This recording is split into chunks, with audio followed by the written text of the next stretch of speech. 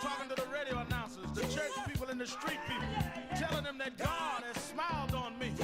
God has smiled on you if you got breath in your body. If he woke you up this morning and started you on your way. But I want to tell you some stories of people that God smiled on.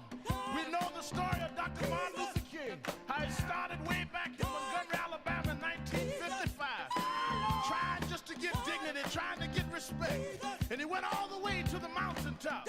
But he didn't forget about the brothers in the valley. He didn't forget about those trapped in the alley. And I hear Brother Martin King say, God has smiled on me. It's Wednesday, November 12th. Do you know what time it is? It's Sharpton's time. And for the next 3 hours, it's time to put aside all pretenses, deception, denial, or fronting.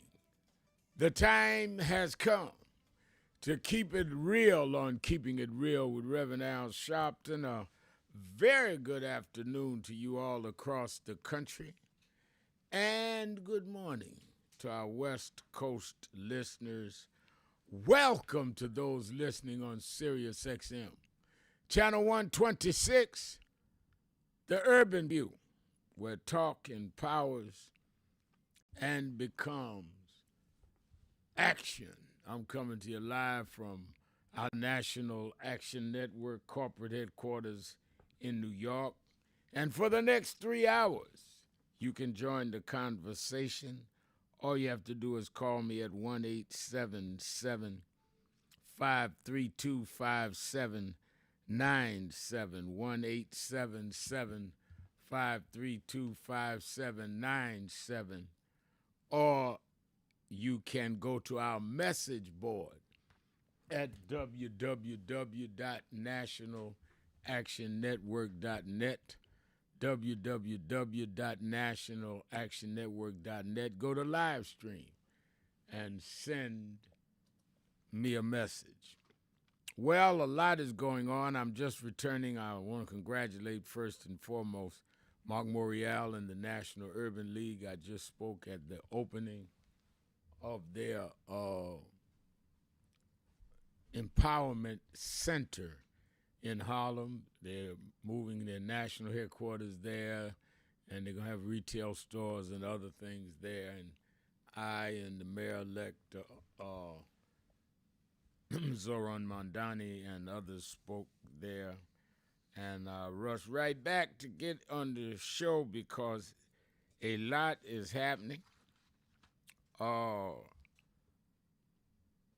One that caught my attention is that we have the revelation now that the emails released by the Epstein estate, the Epstein family estate, clearly has some evidence back and forward, and that just was released by the House Democrats, that mentions President Trump and in a way that makes one conclude reasonably that he knew about what was going on with Epstein and these young girls.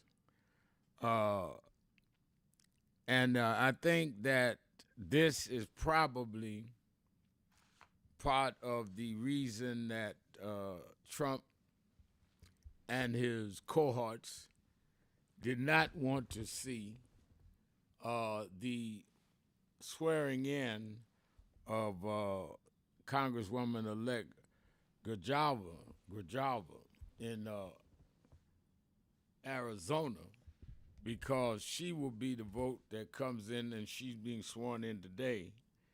She'll be the vote that will make 218 votes that would release all of the Epstein files. But this has been leaked even before that, saying that this is emails between Epstein talking about Trump what Trump knew, what Trump could say, implying that it is might be the tip of the iceberg for President Donald Trump. That's the striking news at this hour. And if when Grijalva is sworn in at 4 o'clock Eastern time today, and she does the 218th vote, you might see a whole lot more. But this clearly, it looks like that's where it is headed in terms of direct implication that Trump at least knew about what was going on with Epstein and these girls, underage girls, if not worse. We also see the House is set to end the shutdown, and they are to vote later today, and they will end the shutdown. The trouble is Johnson is not guaranteeing what the Senate said they would. Senate said they would have a vote on the ACA, Affordable Care Act, in January. Johnson is not committed to that, so many are critical of the caving of the Democrats, that 8 or 9 Democrats that caved, because there's nothing guaranteed. But they did get where the federal workers would not be furloughed and not be fired. And, of course, that they could return and get all their back pay. Some are blaming Senate Minority Leader Schumer for not keeping everybody in line, and saying that he should have kept Senator Sheehan and Hassan and Angus King in line to make sure that they didn't do what they did. Now, Schumer's allies, Dick Durbin, the senator from Illinois, and Sheehan defended Schumer as being pragmatic. We'll see where that goes. But what Democrats are saying is that at the end of the shutdown, that without the health care, we sharpen the political battle over health care, because now everybody's going to have to vote on the record. And, of course, progressives criticized it. I myself would not have voted for ending in any way, shape, or form unless they guaranteed it on the health care, the ACA. And it's not emotional with me. It is a matter of the fact is that these premiums are skyrocketing, and people not being able to afford their health care is life and death. And then you have to wonder, is Trump doing this based on some personal thing that he wants to be able to say he ended Obamacare? Because that's what they call the Affordable Care Act. He went as far as yesterday saying that, well, they need to name what we do to help the healthy when we get rid of this. Name it after me.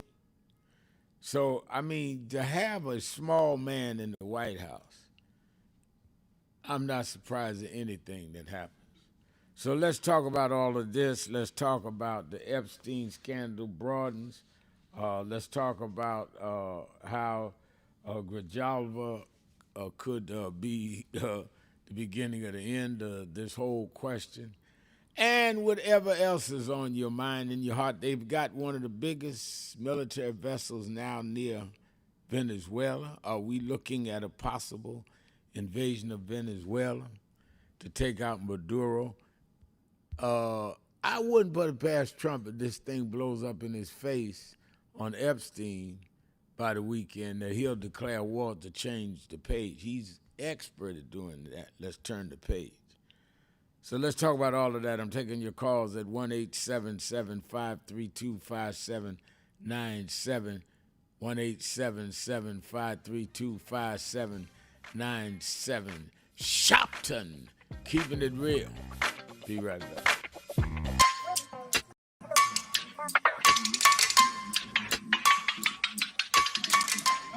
Hey, what's up? They're doing, thank you. They're doing What's on Your Mind? Yeah. All right, then, we got a birthday this week. I got to talk about that. Oh, no. Happy birthday this weekend. And Carrie White's birthday, right? Corey's birthday's today. Yeah, and I got tell birthday ready Daniel 5th chapter I want him to read.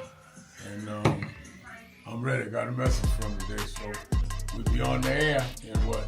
Half hour. About a half hour. You should tune in to the WBLS 107.5 FM and National Impact and www.nationalnetwork.net. All right, I'm ready. Oh. Make sure you operate on time or I'll tell them how old you are.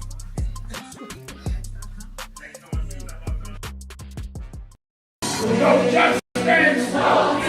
No justice! What do we want? What do we want? We are the sons and the daughters. We gotta stand up and make it loud. Just like our God told the Pharaoh, let my people go, go. We are a new generation from the ones who have come before. He's calling us into freedom, let my people go, go. We gonna shine up and shake. Give me a papa glory, make the heavens. If you don't say you know what trouble, let my people go, go. The blood, sweat, and the tears that we gathered through the years. If you don't say you know what trouble, let my people go, go. Wade in the water, we did wade in the water. So who is Al Sharpton anyway? Who is this 33-year-old preacher without a church? A number of black New Yorkers as well. He is little more than a pudgy exhibitionist who can be counted on to show up, bullhorn in hand, at every racial incident.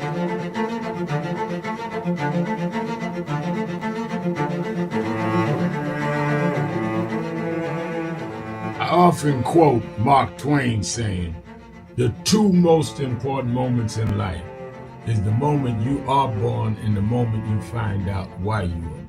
I had a very troubling conversation the other day that prompted me to do this little video. Young man that I've known a while came to me and he was crushed. I mean, really crushed because people were criticizing his work. He's in the ministry, but he's also an actor. And he said he couldn't understand why people were jumping all over, criticizing him, trying to find scandalous and derogatory things about him.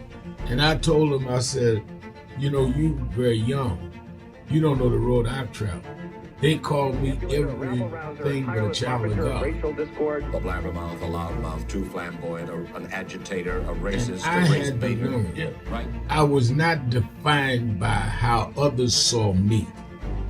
I was defined by how I saw myself and whether I was being true to myself. Some of you watching this don't like me. And it doesn't matter as long as I know what I'm doing. And I like me for being real. So I'm doing this video to say to you, whoever you are, and whatever you do, you may not be in ministry or social justice, none of this stuff, but don't live your life worried about opposition or people that don't like you. You can turn that around. Use me as an example. The same people that call me a scam artist, a con artist, a sellout, or racial hustler and all, I kept going. And the people I respected started respecting and publicly embracing my work. When Coretta Scott King, the widow of Dr. Martin Luther King Jr., had this to say about Al Sharpton. A leader who has protested injustice with a passionate, unrelenting commitment to nonviolent action.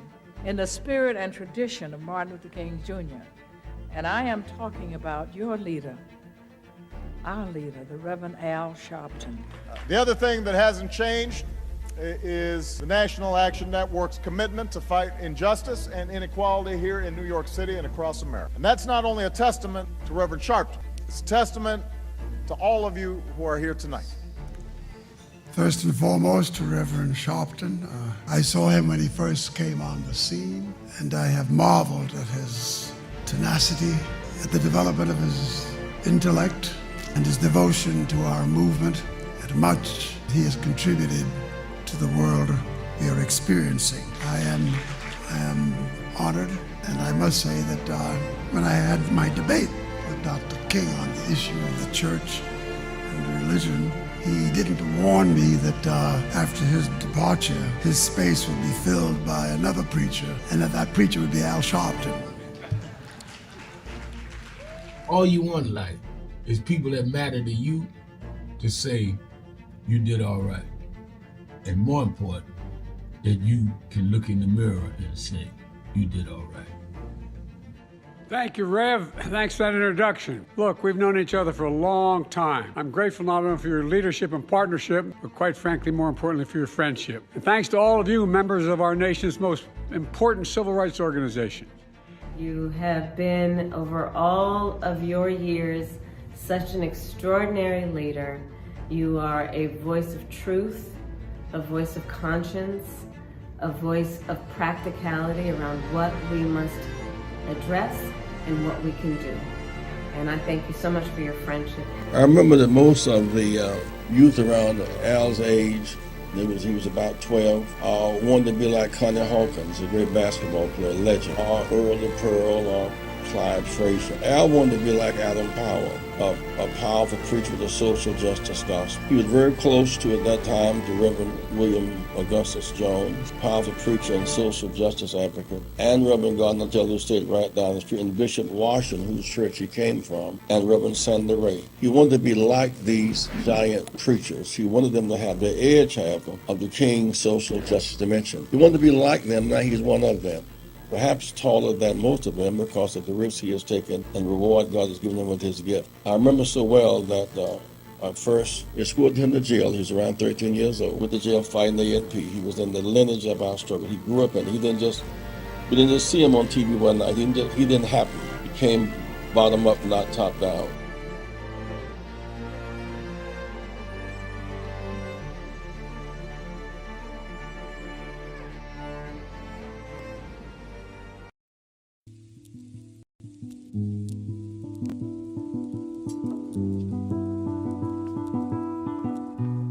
I had a thought this morning that I want to share with you about mentorship. I am able to do a lot of what I do because I had great mentors, but there are correct ways and incorrect ways to mentor people, in my opinion. I was mentored as a boy preacher by Bishop F.D. Washington, one of the great Pentecostal preachers of his time. Then Reverend William Jones, who became my pastor after Bishop Washington died, who was unquestionably in the top 5 black church ministers, theologians. Reverend Jesse Jackson, who I started my activism under his leadership, he and Reverend Jones. And I learned politics directly as a youth director from Shirley Chisholm. So even though I didn't finish college, I had the most unique education in the world from being exposed to giants.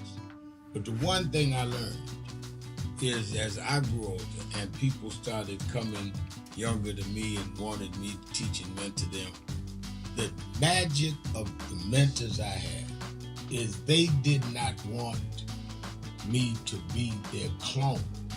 They wanted me to learn things from them and use my own gifts and talents in my own unique way and let me do things on my own, because they knew that if I flopped in some things, it would teach me for the other things. They'll come and help me once I was down, but they were not going to have me avoid being down. And they were not going to impose themselves on me.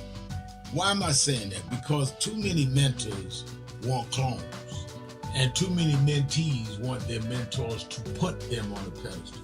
oh, so-and-so didn't do this for me. Oh, so-and-so didn't open doors for me. If they got to open doors for you, it may mean that they knew you weren't ready to go through those doors. Their job is to prepare you. Your job is to develop your own skills, your own unique ways. And I don't care if it's my daughters, who both have come into their own, or anyone else. I'm not a talent agent. I did not form National Action Network to give people their step up. I formed it to fight for justice for everybody. If talented people get in, it's my job to invest and give them a platform. It's their job to get on the platform and perform and show their ability. Sitting with me today in the office as I talk about it is one of my mentees, Reverend Stephen Marshall. Now, Stephen, you just came around us when you were how old? 11 years old. 11 years old. You just turned 40 and now you're called to the ministry? Yes, sir. And what do you do in National Action Network? I help formulate policies, lead in various regions, but most importantly, I senior advisor to you on all things from social justice strategies, politics, intergovernmental affairs, you name it, community organizing, all of that stuff. And I could go through scores of others. My daughter started Huddle. They got Huddles now, which is for young people to meet once a week all over the country. I just saw the video from the Las Vegas National Action Network chapter. Now, when you decided to preach, did I ever tell you to become a preacher? Not one time. Who called you to preach? The Lord. All right. And did I say go to this school or that school? No, sir. Did I open this door, that door? Did I tell you be ready when the doors open? Always be ready and prepared. And that's what I'm saying. Get you some young people than you that you can help along the way. But don't be their talent agent. Their talent must speak for themselves. And anybody that grumbles with you about so-and-so didn't do something for them, maybe it's because they didn't feel you were ready, or that they felt if they did it, you wouldn't do it on your own. But we all don't live forever. I want the next generation to speak to Reverend Al Sharpton, and we're back. 1-877-532-59.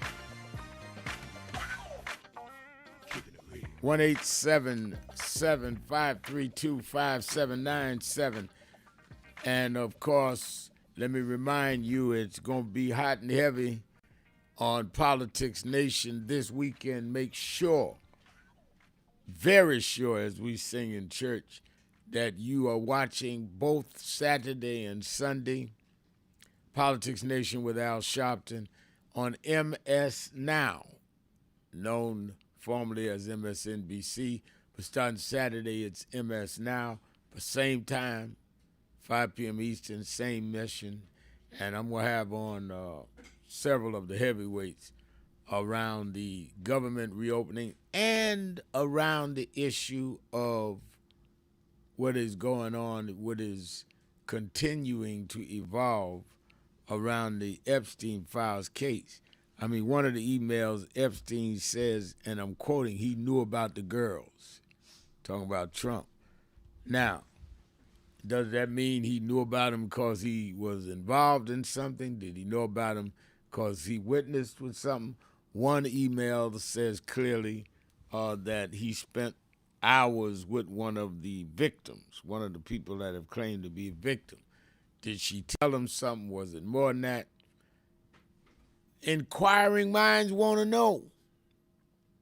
But I'll tell you one thing we already know. We know why he didn't want it to go this far, and he certainly don't want it to go further. And once Congresswoman-elect Grijalva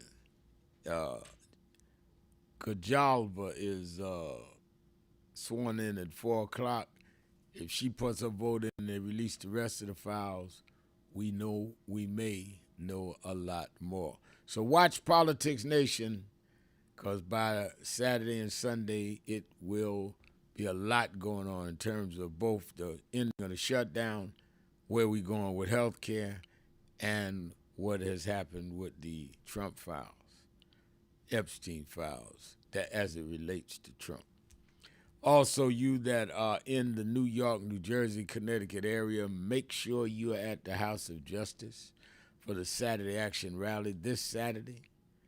I'll be there 9 a.m. to 11 a.m. looking for you at the House of Justice, 145th Street and Lenox Avenue in the village of Harlem.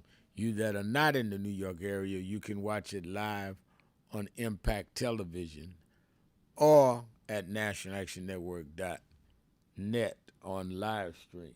All right, I'm taking your calls, 1-877-532-5797, 1-877-532-5797. Cedric Cooper's on the message board at live stream. Cedric saying, I believe Trump is doing all these things pertaining to the military attacking boats and the Justice Department going after sports gambling to distract the media narrative from the Epstein scandal. Well, he is the master of distraction. No doubt about that. I think you are absolutely on to something there. I really, really do. James Thomas saying good afternoon, Reverend Sharpton. Good afternoon, James Thomas. And Michelle Cooks is wishing everybody a good day. Georgia Daniels says, good afternoon, Reverend Sharpton. Positive change is coming. Keeping it real from Toledo, Ohio. All right. I love my folks out of Toledo. And, of course, we see some messages from the mayor of Queensbridge Houses, Rodney Jones, the mayor, checking early, saying there are some influential people that don't want to be exposed. This is bigger than Trump. Just my opinion. Well,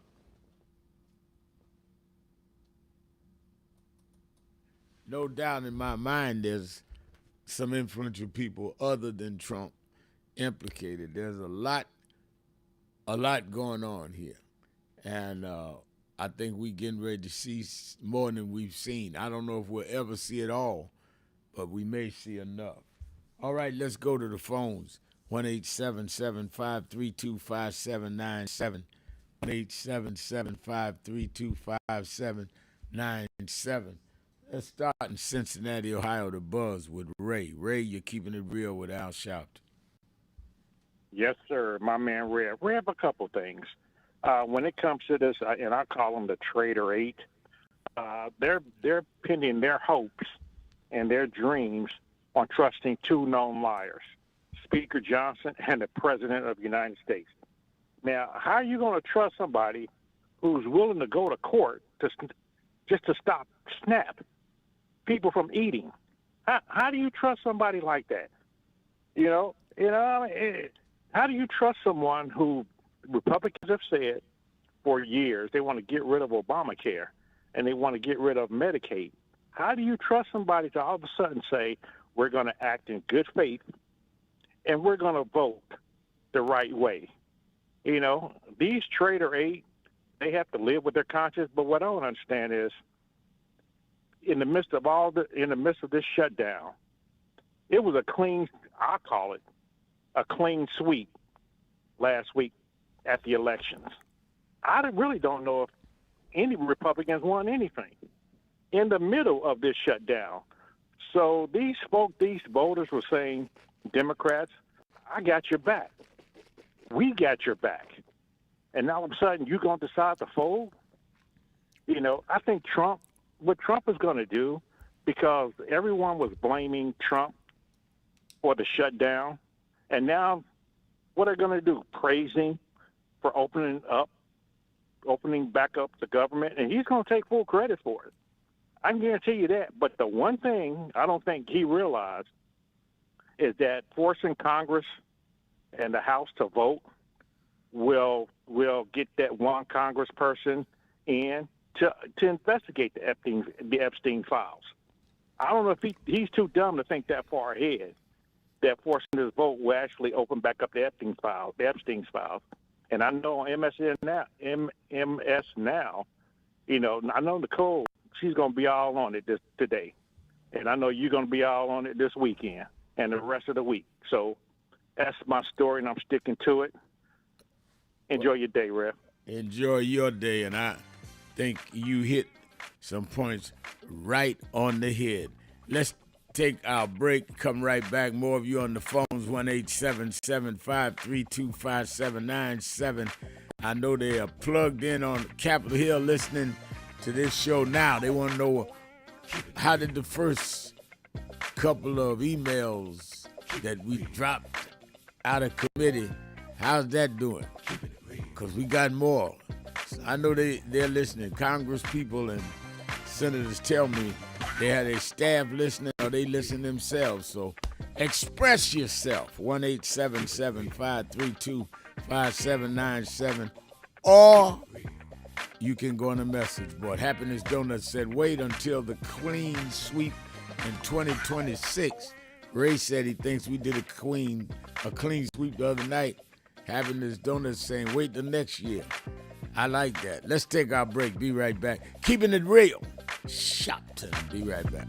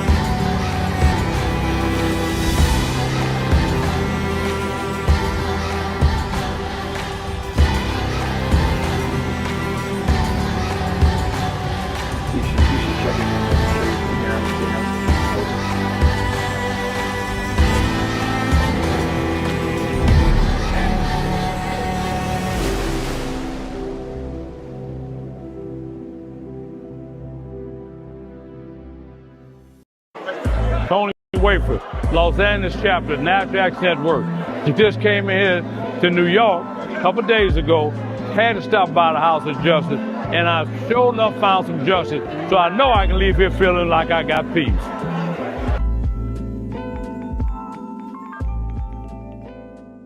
Joining James Brown, Muhammad Ali, and myself now from New York City is the Reverend Al Sharpton. And Mr. Brown, James, I'd like to ask you about this young man, how you came to meet him, and what the National Youth Movement, which he represents, is all about. Tell me something about that. It's about teaching young kids the right way to go, and the things to be involved in education. Don't be a dropout, which is one thing I'm very much behind.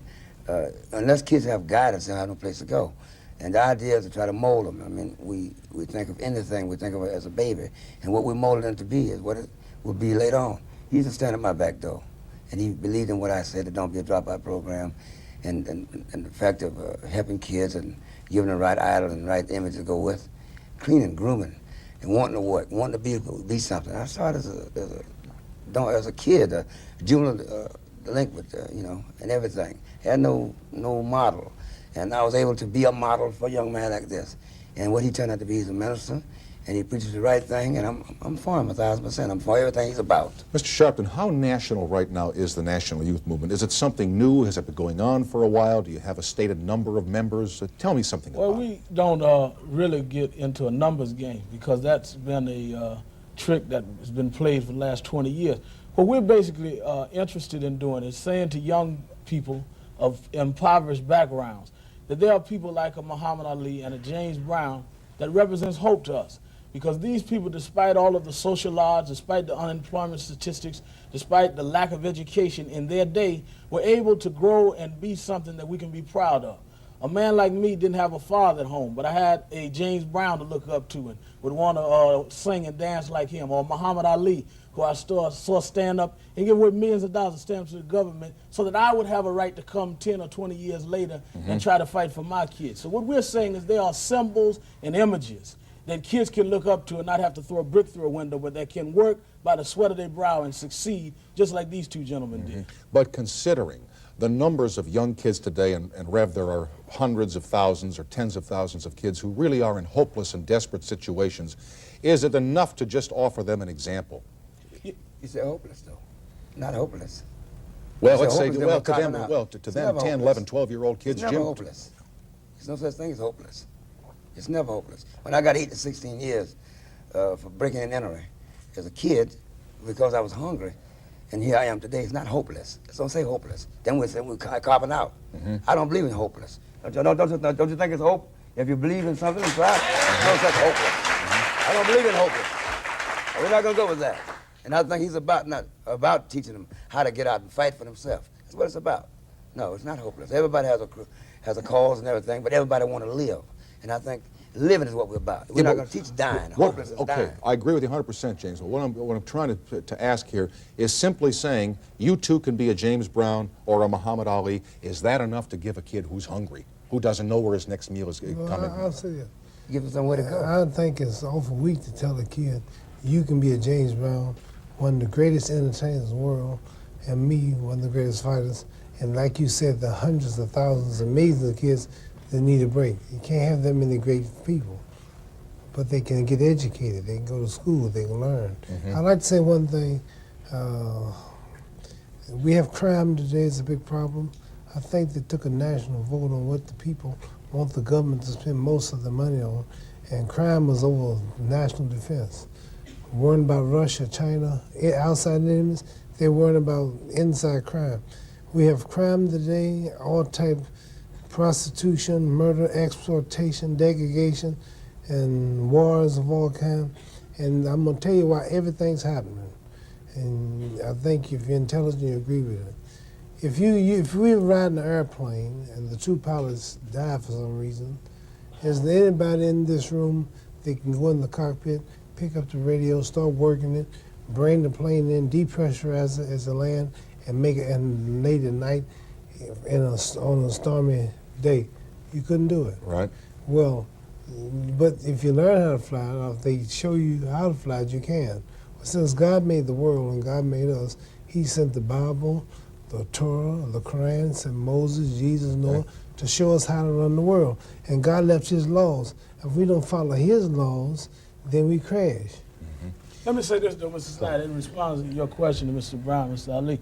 Yes, it is enough to begin with showing them an example, because before you get to education, you need motivation. If you don't have motivation to get out of the bed, you won't make school or the party. And what we try to do by showing a James Brown or Muhammad Ali is not that you can be a great champion maybe like Ali or a great entertainer like James Brown, but if you use the same initiative that they did to make him get up 5 in the morning and run 10 miles and just have a dream, and to come back 3 times and accomplish that dream, to have more hits than anybody in the world, even when the music world wouldn't give him credit for it in terms of a James Brown. If you had that initiative to keep working at whatever it is that you're going to do, you can succeed. And what we're saying to them is you may not reach the plateau of public prominence of them, but if you can reach the personal discipline and personal motivation of them, you can reach a plateau in your life. Because it's not about looking for a government handout, it's about looking for a way out, as James Brown said. All right, and then how receptive are the young people that you tell this to? Very receptive. Really? Very receptive. Very receptive. I think that people have misunderstood that most people of impoverished and depressed areas are not looking for the government to give them something. They just want a chance. I remember when I was a little boy, James Brown used to sing, I don't want nobody to give me nothing, just open the door, I'll get it myself. Well, that's all people want now is a chance. Let me Reverend Al Sharpton, let's go back to the phones. Let's go to Lisa in Seattle, Washington. Lisa.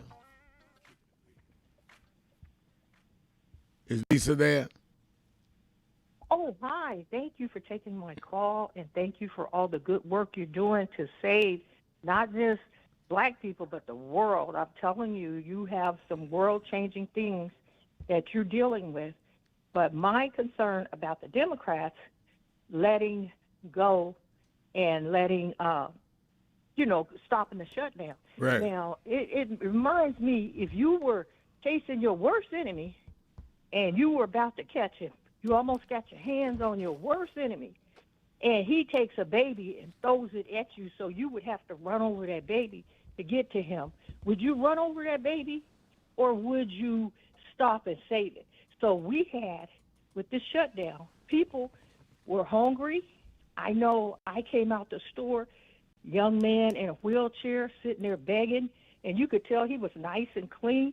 You could tell he wasn't used to begging, but he didn't get his food stamps. So you got to pay your rent, then you got to make it through the month. Those food stamps are important. So basically the Republicans threw the babies, the old people, the sick, the disabled, out in front of the Democrats and said, if you want to come after us, you let them starve.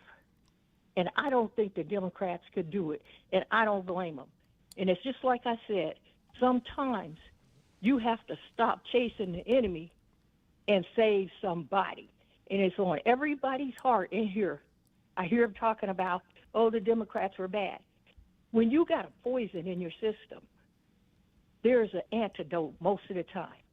If you don't take that antidote for that poison that's running through your system, you're going to die. So the antidote to the Republicans are the Democrats. Do you see anybody else? You're a Democrat. You're out there fighting. Right. Other Democrats are fighting. I'm not going to blame them because I'll be honest. I'm a mother. I'm a senior. I wouldn't have the heart to run over them babies just to catch an old dirty, evil person that I'm saying, I'm going to get you next time. Right? So this is the thing. Did everybody that's disagreeing with this, are you okay with it? You don't know if Miss Jones over here, 89, can't even get to the store, don't have no food stamps. A lot of people order and get stuff delivered by the store. Are you okay with these babies with no formula? Are you okay with these babies on WIC? Are you okay with these disabled people that can't walk, some of them can't talk or see? You okay with them starving? I'm not, and I'm glad they did vote to let it go for now. But that doesn't mean they're not chasing that enemy. That doesn't mean that they're not going to defeat them. He who fights, always got another day they can fight. They're not giving up. I give them praises because they did fight the Republicans. So if we want to get this poison of the Republicans now, some people are saying the GOP, good old pedophiles. Wow. Right? That's a new one. I hadn't heard that one, Lisa. Wow. Yeah, good old pedophiles out of our country that's poisoning us. You know, they're like the ones that go ahead to the water and poison the water so you can't get none. See? So all I'm saying is we need to think, who else is standing up for us? Who else? So we got to support them. Not just because, no, is every Democrat good? No. But I think some people had a conscience to say, they're like the Grinch that stole Christmas. You remember the Grinch came down and took all the people's food. He took their decorations, and this little girl came up to him and said, what are you doing? He said, I'm helping you, or something like that, lying. And then she had a little ornament left. He left one little ornament, and he took it from her and said, oh, I need this, and took off with all the goods. And this is what they are. They're the Grinch that stole Christmas. Here it is, Thanksgiving. Here it is, Christmas. Those are holidays where we celebrate the Lord, okay? Christmas, Jesus' birthday, Thanksgiving, with Thanksgiving for all the things God has done. And they're supposed to be representing the Christians. No, that's a very interesting that. point, Lisa. Thank you for your call. Got a lot of callers. Epic Move Studio says strategic move by Dems to get House back to D.C. and swear in Arizona representative. Dems not going to vote in favor of new bill to get the government reopened. Will get Epstein files reopened. So Epic Moves is saying that this is a strategy. Well, I tell you, it's going to be very interesting if they get them files released. And it's going to be interesting if they get that health care vote called and the Republicans in a midterm election year vote rock solid against the ACA. So maybe some strategy there, maybe with some of what Lisa's saying. Let me go to Geralda in Brooklyn, New York. Geralda, you're keeping it real with Al Sharpton. Yes, Geralda here, keeping it real. I'm just calling to make a correction from yesterday about the black veterans in the Netherlands. I said New Zealand. What I want to say is that there's a lot of our history being taken away in a very slick kind of formation. Like, what the veterans said yesterday, how the memorials are being taken down about the black vets that died in the war. You know, there's a lot of information that our children need to learn about, and I hope this is coming in clear, because yesterday when I played back your show, there was a lot of static in what I had to say. But we have a lot of black inventors and scientists and so on, and our children need to know that they're here. They use their information and products every day, and a lot of the information that we learned in the past, we need to make sure that our children know about it and the history behind what blacks done through the years, because a lot of black children don't know what their forefathers contributed. Yeah, well, they don't their know, and everyday lives. I think it is our responsibility. I agree with you Yes. to tell them. Thank you for your call. Cedric Cooper saying, I disagree with the caller in one regards of that briefcase that was tossed. I'm sorry. Cedric Cooper says, I disagree with that caller in one regards, that is in opening up the shutdown. It should have been the United Front for better, not just for a little. And all right, I mean, I think she was raising her point for the big, but let's see where it goes. Let me go to Disco Brian in Philadelphia. Disco Brian. Hey, Rev.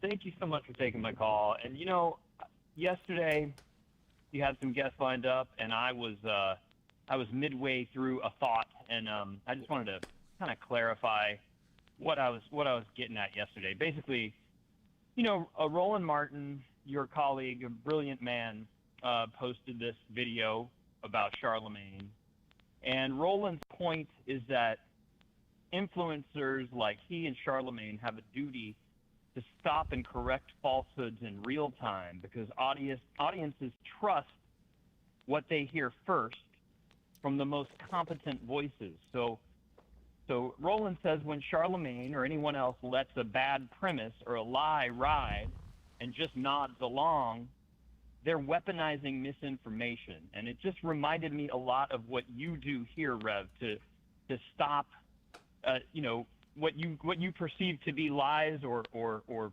bad facts in their tracks, and do something about it. And I just, you know, Rev, thank you for what you do. You share this massive mic with real people every day, and that is such a simple but revolutionary act these days, where all the important people you work with, Rev, refuse any dialogue with the audience. And I just want to say, I want to thank you today for this model of keeping it real. It completely eclipses the much more insular, elitist, one-way broadcasting model of public figures and influencers who do not host daily 3-hour call-in shows as you do. And you set the example that other brave media creators really should follow. You engage your audience in good faith directly, and I love when you say that you don't talk for people who you never talk to. You talk to us every day, and I hope we make you stronger, Rev. And I just want you to know how sacred this show is. I appreciate that. I really, really, really do appreciate it. Because I think, thank you for your call, as always, Disco Brian, because I really think it's important people be heard. That's why I sit here and do this 3 hours a day, because I want people to be heard. Beatrice Daniels writes on our message board, I love Lisa's comment about save the baby and then continue to fight another day or another way. Okay. So she said that she agrees with Lisa. Happiness Donut says, I don't believe those 8 can even be reelected. Lawrence O'Donnell disclosed that there was actually more Dems that wanted to fold. I believe that. I believe there were more Dems that wanted to fold. But we are where we are, and we've got to, you know, as our history we must always remember that it's going to always be a battle. We just have to be strategic and determined. All right, let's take our break. We'll be right back. More Keeping It Real. Sharpton, 1-877-532-5797.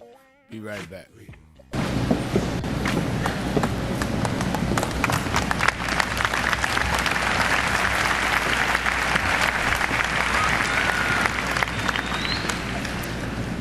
All over the world today, people are gathered in love vigils to celebrate the life of a man that taught the world how to love.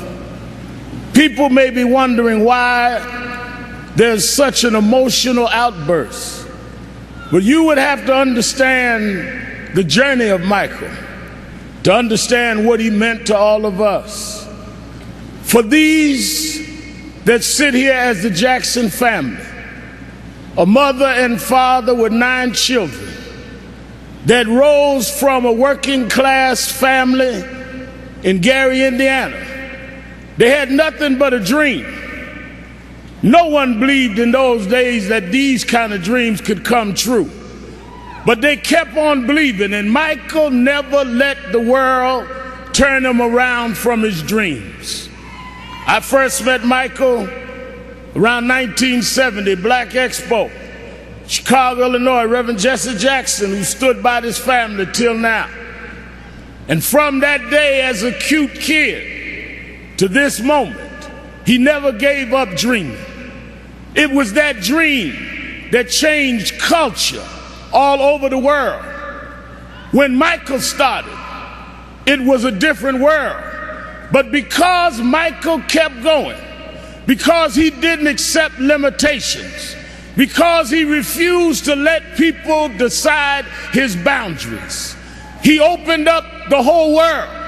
In the music world, he put on one glove, pulled his pants up, and broke down the color curtain, where now our videos are shown and magazines put us on the cover. It was Michael Jackson that brought blacks and whites and Asians and Latinos together. It was Michael Jackson that made us sing "We Are the World" and feed the hungry long before Live Aid.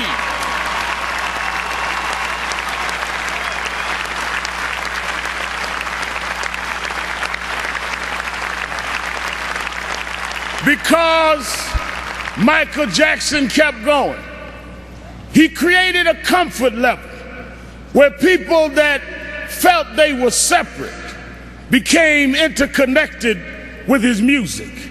And it was that comfort level that kids from Japan and Ghana and France and Iowa and Pennsylvania got comfortable enough with each other to later it wasn't strange to us to watch Oprah on television. It wasn't strange to watch Tiger Woods golf. Those young kids grew up from being teenage, comfortable fans of Michael to being 40 years old and being comfortable to vote for a person of color to be the president of the United States of America. Michael did that. Michael made us love each other. Michael taught us to stand with each other. There are those that like to dig around mess, but millions around the world, we're going to uphold his message. It's not about mess, it's about his love message. As you climb up steep mountains, sometimes you scar your knee. Sometimes you break your skin, but don't focus on the scars. Focus on the journey. Michael beat him. Michael rose to the top. He outsang his cynics. He outdanced his doubters. He outperformed the pessimists. Every time he got knocked down, he got back up. Every time you counted him out, he came back in. Michael never stopped. Michael never stopped. Michael never stopped.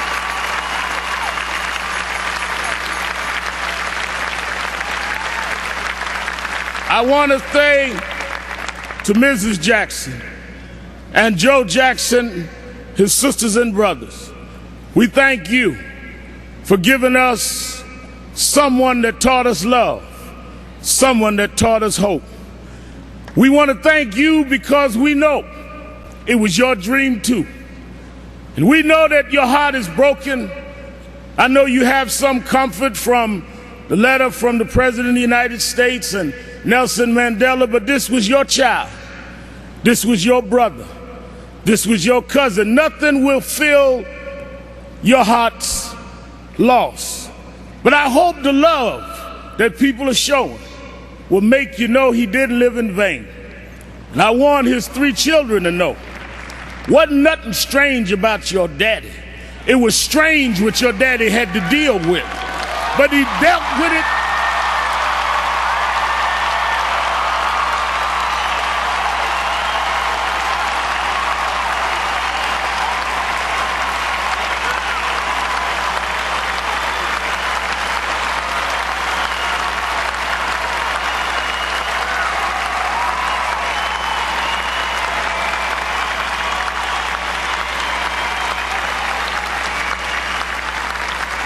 He dealt with it anyway. He dealt with it for us. So some came today, Mrs. Jackson, to say goodbye to Michael. I came to say thank you. Thank you because you never stopped. Thank you because you never gave up. Thank you because you never gave out. Thank you because you tore down our divisions. Thank you because you eradicated barriers. Thank you because you gave us hope. Thank you, Michael. Thank you, Michael. Thank you, Michael.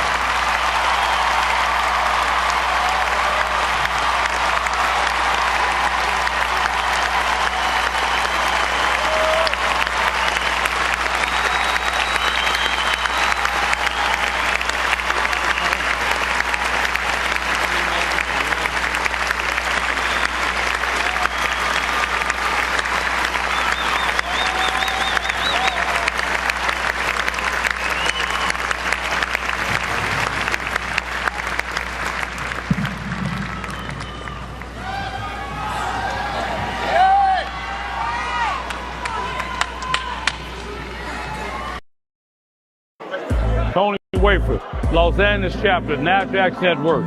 He just came in here to New York a couple days ago, had to stop by the House of Justice, and I sure enough found some justice, so I know I can leave here feeling like I got peace.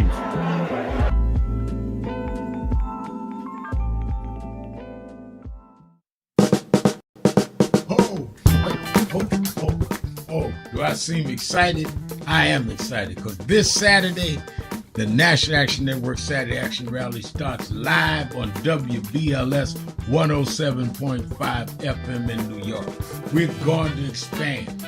Every Saturday morning, we're live on WBLS 107.5 from 10 a.m. to 11. You'll hear the message. You'll feel the energy.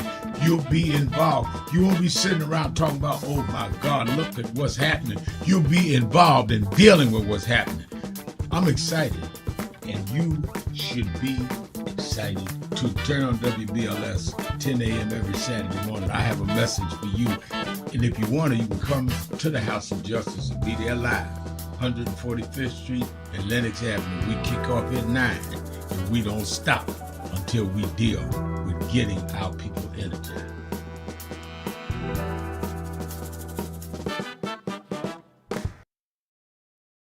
Reverend Al Sharpton, and we're back.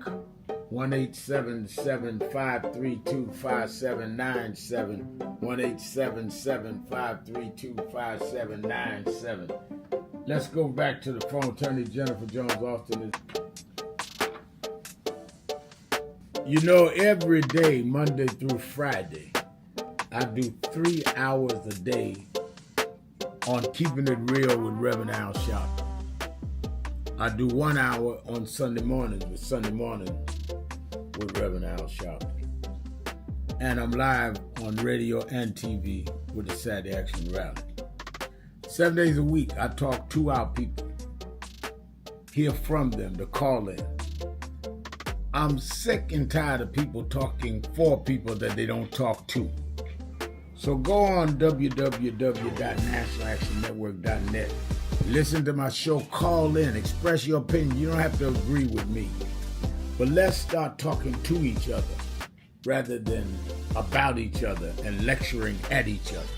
Let's keep it real with Sharpton.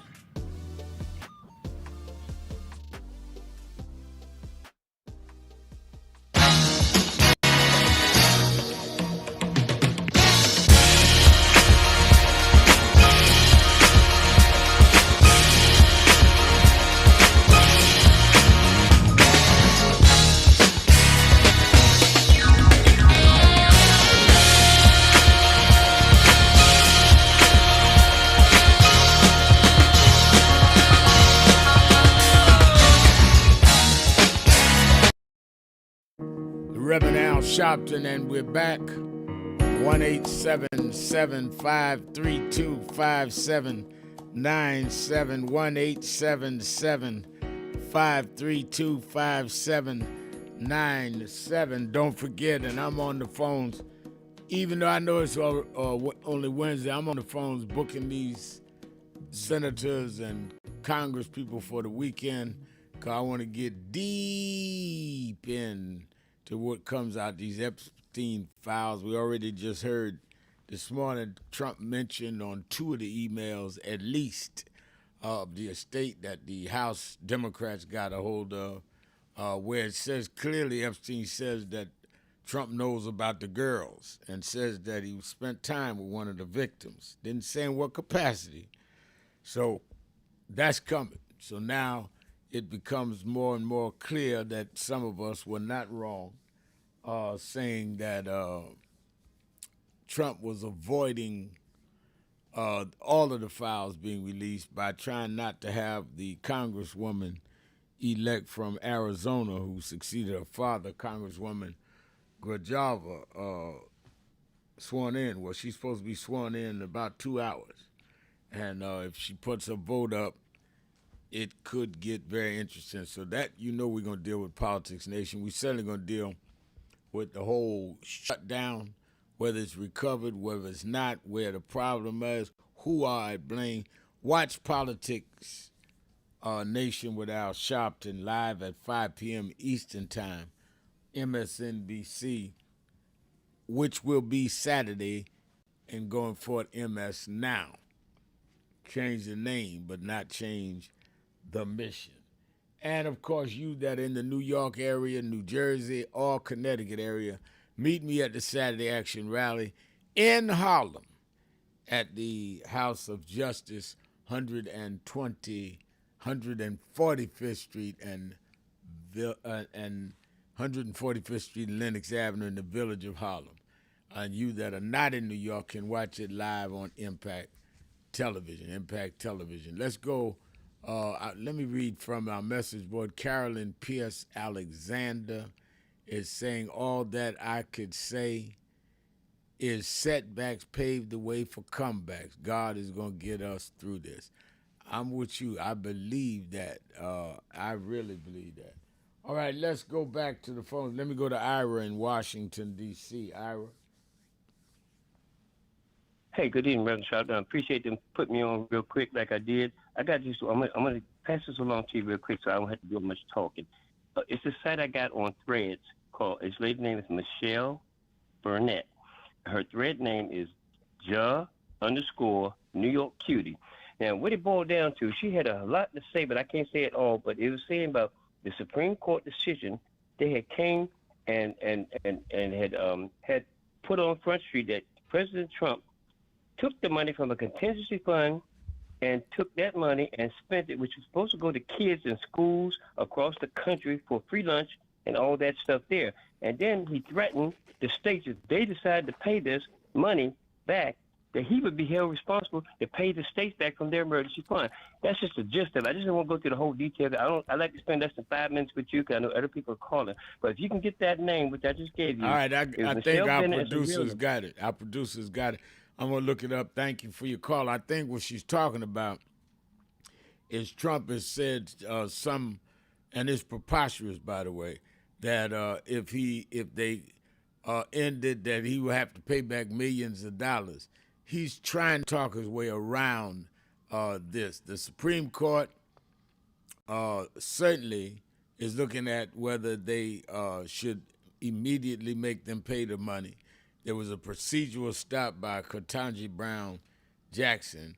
I hope they get this through today, tomorrow, the latest. People need their SNAP benefits, and people need to be able to go back to work and get their back pay.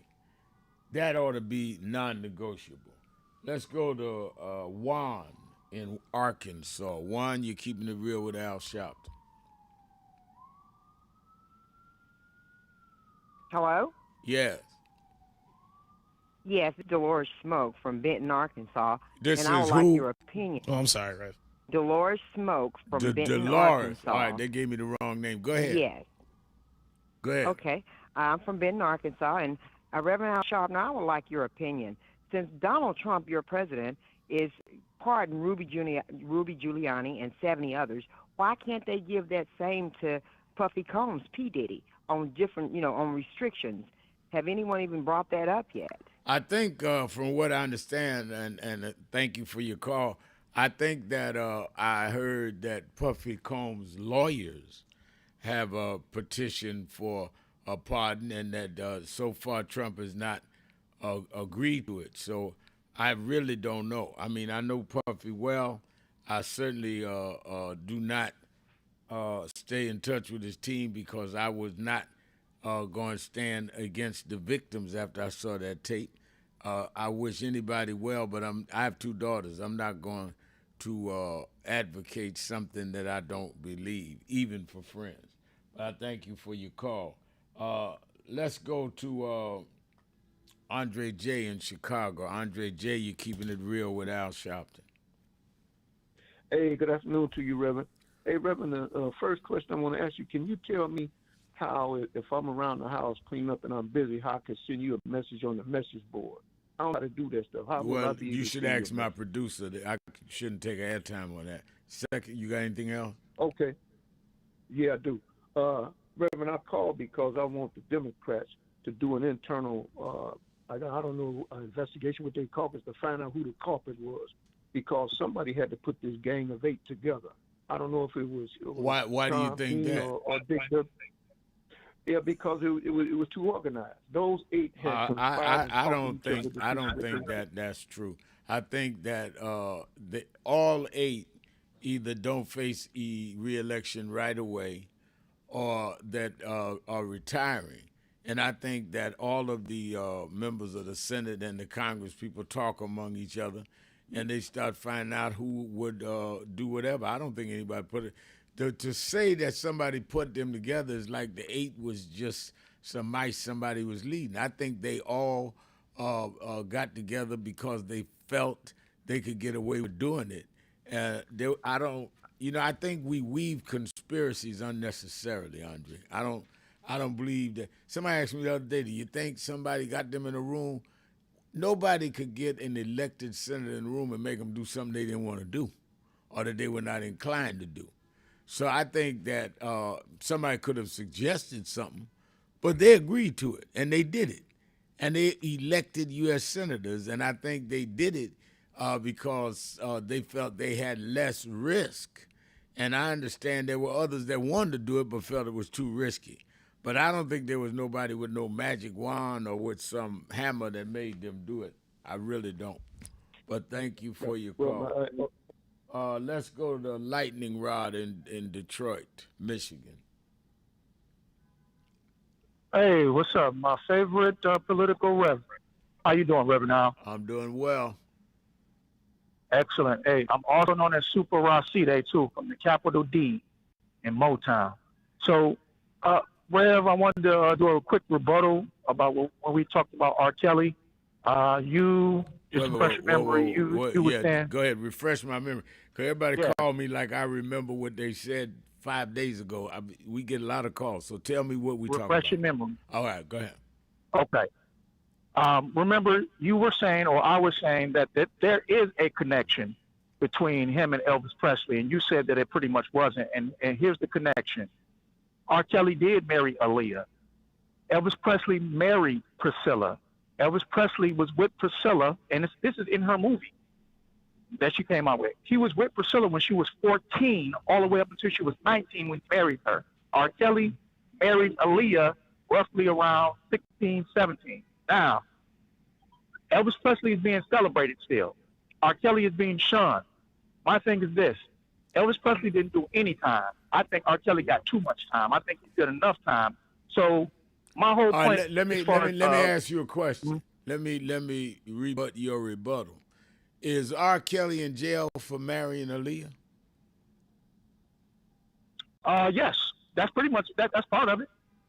So because Aaliyah was a part of the charges, and the young lady. The charges that was brought on R. Kelly were many charges, weren't they?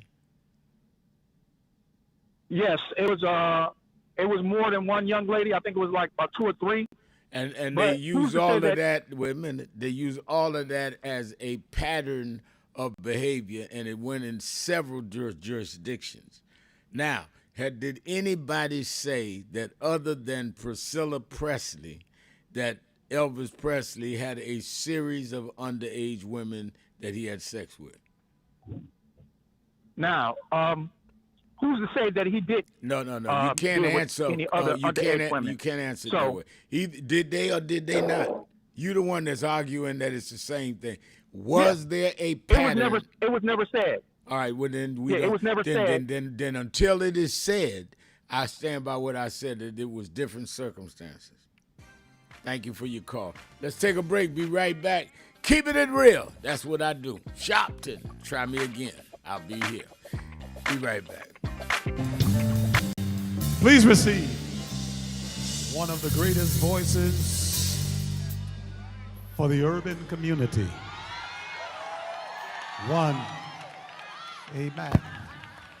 Not them yet. This is one of the greatest voices, not many of the greatest voices. We're going to adjust the program quickly at this time. This man has spoken out. He stood on the front line. He has been a man for the people, of the people. Please receive Reverend Al Sharpton.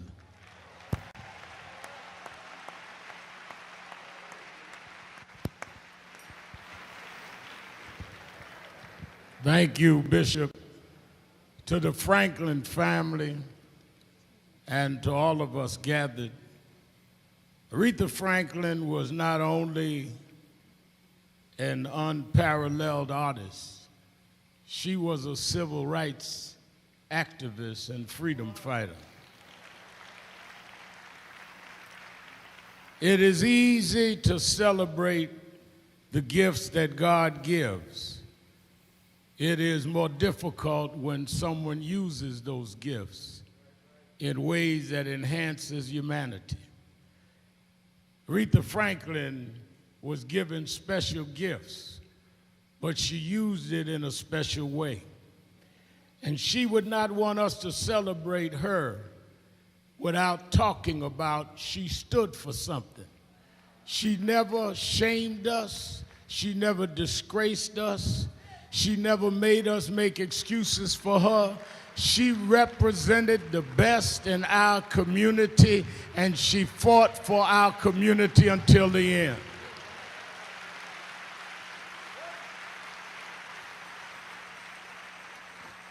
I first met Miss Franklin when I was a teenager.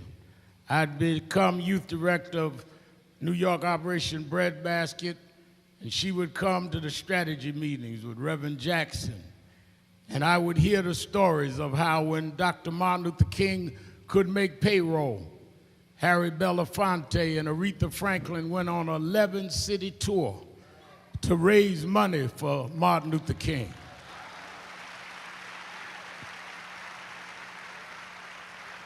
A lot of artists hang up Dr. King's photo, but Aretha went and raised money and gave it and worked free. Her daddy marched with Dr. King, and she never stopped supporting.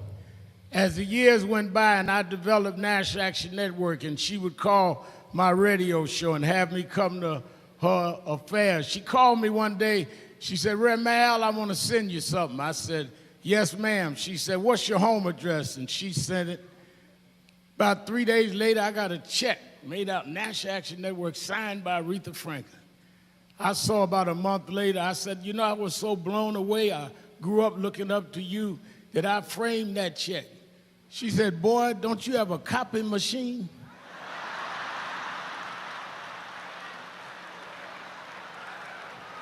She said, you don't know how I am with my bank accounts. You better cash that check and...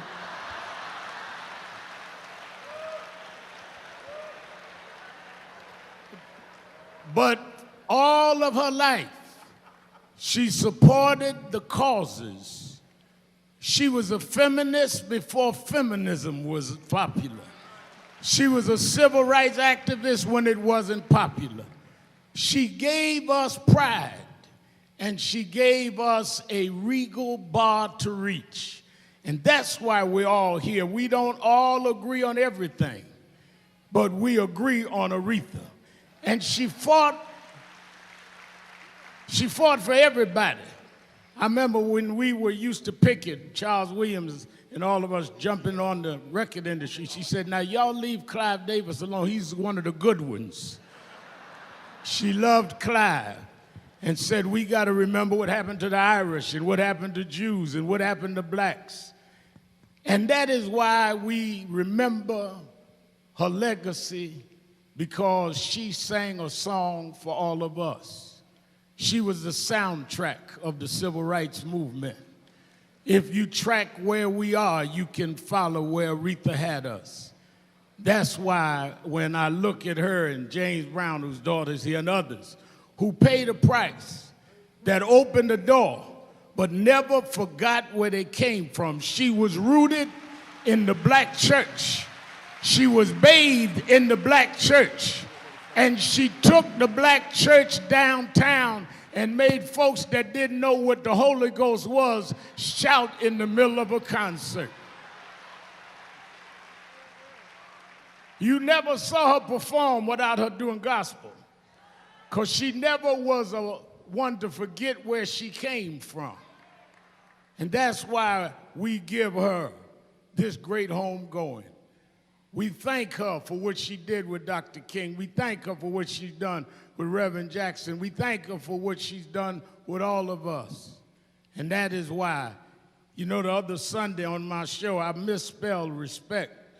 And a lot of y'all corrected me.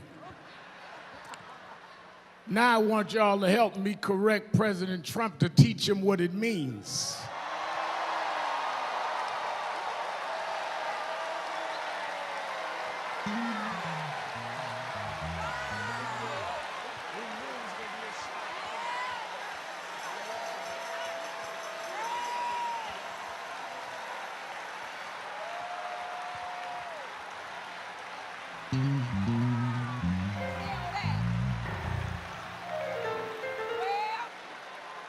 And I say that because when word had went out that Miss Franklin passed, Trump said she used to work for me. No, she used to perform for you. She worked for us.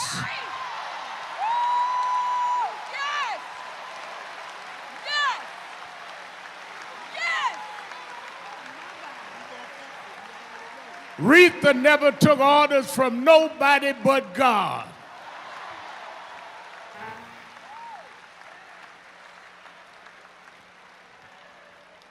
So Aretha, as you get your rest,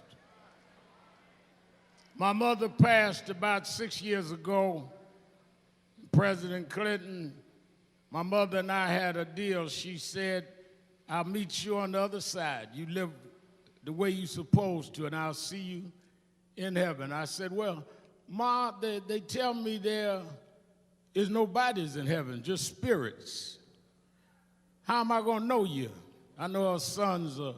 How will I know it? She said, I'll tell you, you meet me at the exchange counter. I said, exchange counter? What kind of exchange counter? She said, well, right after you get through the Golden Gates, there's an exchange counter. That's where you hand in your cross to pick up your crown. We watched Aretha bear her cross down here. She had to sing with a broken heart. She had to work when she didn't get paid. She was a black woman in a white man's world. She bared her cross. She fought a good fight. Now it's time to crown the queen. I'll see you at the exchange counter where you can now hand in your cross. Ain't no cancer over there, Aretha. Hand in your cross and pick up your crown.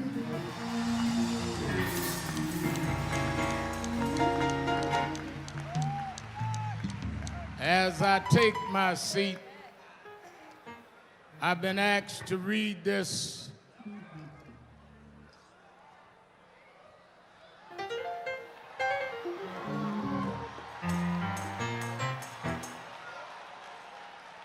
Don't do that.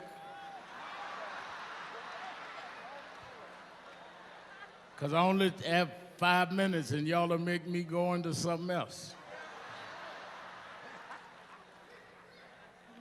Dear friends and family of Aretha, Michelle and I extend our heartfelt sympathies to all of those who gathered in Detroit, and we join you in remembering and celebrating the life of the Queen of Soul.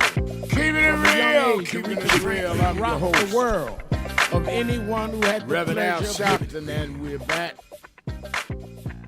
1-877-532-5797. 1-877-532-5797. Let's go to Jason in Washington, D.C. Jason. Hi, Reverend Al. How are you today, sir? I'm doing very well. How are you? Oh, I'm doing fine, thank you. Reverend Al, I wanted to give you some information. You probably already know about this, but I want to say something. I was just listening to C-SPAN about the opening of the hello, can you hear me? Because there's some noise going on in the background. Can you hear me okay? I hear you fine. Great, okay. And they were in this discussion, they were talking about the bill that was presented in order to reopen the federal government. It had gone through the Senate and had passed through the Senate and was going back to the House. And they were reviewing this bill. And it would indicate this congressman from the state of Georgia, I think his name was Austin, I can't remember his last name, Austin Bryant, but I'm not sure of his last name. But he was reading this provision that the senators had put into this bill to be passed.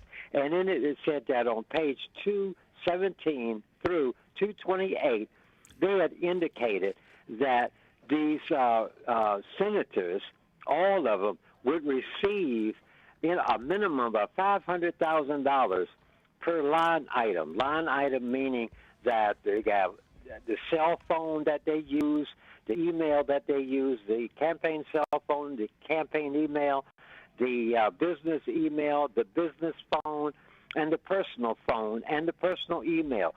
That's 6 line items times the $500,000. That's almost $3 million that each congressman and Senate and in the Senate would be receiving if this bill was to be passed.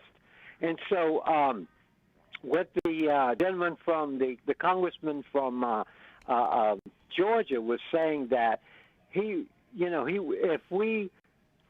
they took that provision out, then they would have to go back through the Senate and they would start the proceedings all over again and renegotiating. And he was afraid to do that because so many of the people that were not receiving their benefits would still not receive their benefits until this new bill would be, up, for them to review and to pass. And it seems like to me that what is Congress doing? Are they trying to, bankrupt this country? I mean, this is crazy.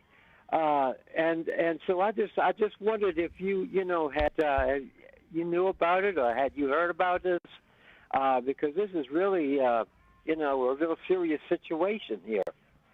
Yeah, I have heard about it. I'm trying to get the bottom line of what it says and what it does. Clearly, there is some egregious, well, I'll put it this way, potential egregious dealing on that, but I don't want to address it till I get a bottom line on it. I'm trying to reach somebody in Congress, but it sounds real smelly to me, and you've recounted it exactly the way I got it. I'm just trying to check out exactly what it is, but thank you for your call. Go ahead. Just one other thing. Okay. They said that Chuck Schumer knew about this, and that's why so many of the people that were upset with him about that, because he knew it. He knew about it, and yet he would still allow this to be passed. I think that was one of the reasons. He would allow what to be passed? This provision, this bill that they were talking about, in the way that these congressmen would receive all this money, for what they call this $500,000 for each line item. He knew about that. He knew that was in the bill, and yet he would allow it to be passed. That's what, I think that's what the yeah. Well, again, I mean, about. I think I need verification before I would say that. I know a lot of people making a lot of statements. I try to verify before I come out, and I know there are several people that are angry with Chuck Schumer, and I disagree with the cave-in of the 8. I don't blame Chuck Schumer for it. Because and again, others can. I'm not saying people don't have to write their opinion, but can't nobody tell me elected grown folks in the U.S. Senate would just walk the plank for somebody else. I just find that hard to believe. But thank you for your call. 1-877-532-5797. Fahima Sek says, Reverend, now what is the caller's source? Trust but verify what these people claim. And that's true. I think that we must always be careful. The other thing people need to understand, one of the reasons that I am in that spirit, Fahima, of not just jumping in behind whatever somebody says, is that you have right-wing groups that will call talk shows like mine and have you say something, and you just jump right on it without verifying, and then they'll run it all over right-wing radio and television. Ramal said so-and-so, and that's not true, can't back it up. So that's why you got to be very careful. Even if your emotions tell you that's a good catch, I got you. I got to make sure I got you before I got you, because they are looking for any kind of way to discredit us, and I think that that's true. Like I just got a text from my producer, and I appreciate it. He says R. Kelly is not in jail for marrying Aaliyah. That was not one of the charges that the gentleman had called about.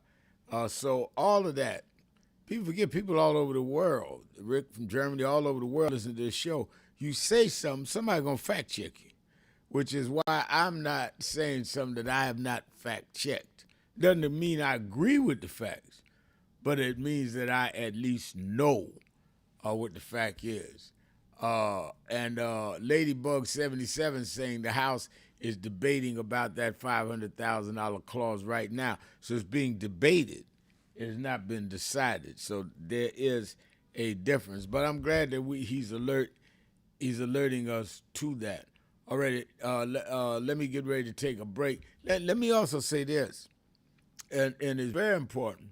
I heard during the news segment, and I just left the National Urban League opening the Empowerment Center, that even Mayor-elect Zohran Mamdani of New York said that he is going to talk to President Trump between now and the time he's inaugurated. He's not going to back down on what he's going to do, but he's going to talk. And that's why I'm saying anybody in position has got to try to get certain things done. And I think a lot of us deal with emotion rather than strategy. Let your emotions drive your strategy. Don't let your strategy be your emotions. What I mean by that, if a member of the Black Caucus, Congressional Black Caucus, right now said that they were going to talk to Donald Trump, I'd have 4 callers calling them on sellouts and Uncle Toms. But if Mondani does it, the progressives are not going to say that. We have got to be strategic. Of course, the mayor of New York is going to try to talk to the president. So if nothing else, so when the president sends in ICE or whatever in New York, he can say, I tried to talk to him. That's a strategy, not a sellout. Now, some folks are sellouts. Let me be real clear. Some folks are sellouts with a capital S. But others are strategic, which is why people that's been out here long enough, as far as I'm concerned, I give them they got a little credit with me. Now, they're going to have to pay the debt, but they have a little credit because I said, well, they earn a little bit. But if they don't have integrity, Rodney Jones, the mayor, said there's no more integrity in journalism. Trump and others lie right in their faces and there's no correction. They don't have no integrity. I don't believe nothing they say. Happiness Donuts is saying CBS let go of Urban League's president's wife, Michelle Miller, excellent journalist. She was there this morning, and I'm 1,000% behind it. Just cut her off, bam, no reason, no suspension, just cut her off. Why? Because CBS was bought by Paramount, and these are MAGAs at the top of that. No doubt about it. No doubt about it. That's why I tell y'all, support those of us that are on TV with the ratings and all, because you get low ratings, they're going to knock you out as soon as they can. Keeping it real. Sharpton. Be right back.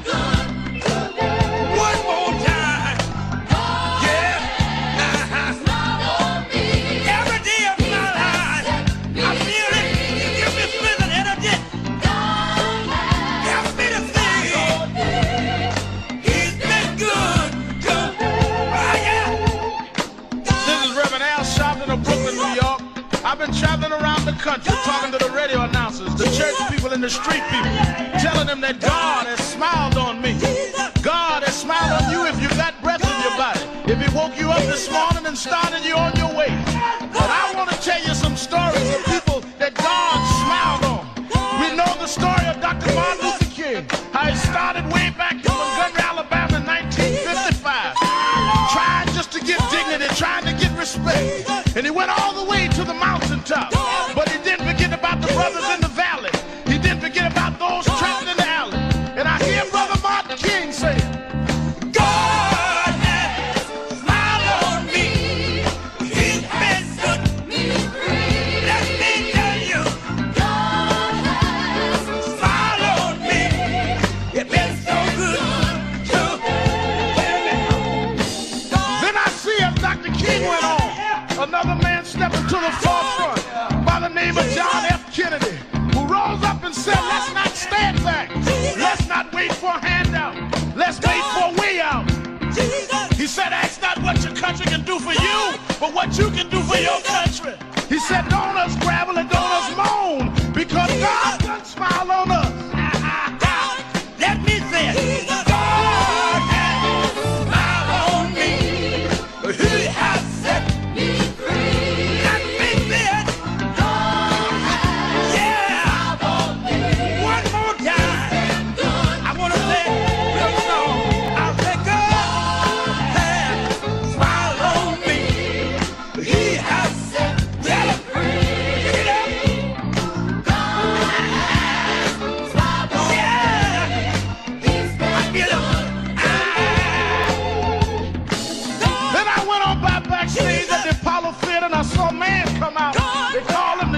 sold James Brown.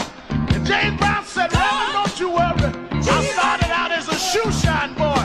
I started out as a convict. I started out uneducated. But I learned to sing my song, and I sung it all over the world. I told him it was a man's world. I told him about the big payback. I told him Papa got a brand new bag. And all over the world, they can hear my voice. But Reverend, don't you frown. Don't you bow your head. Tell him what you told me, Brother Brown.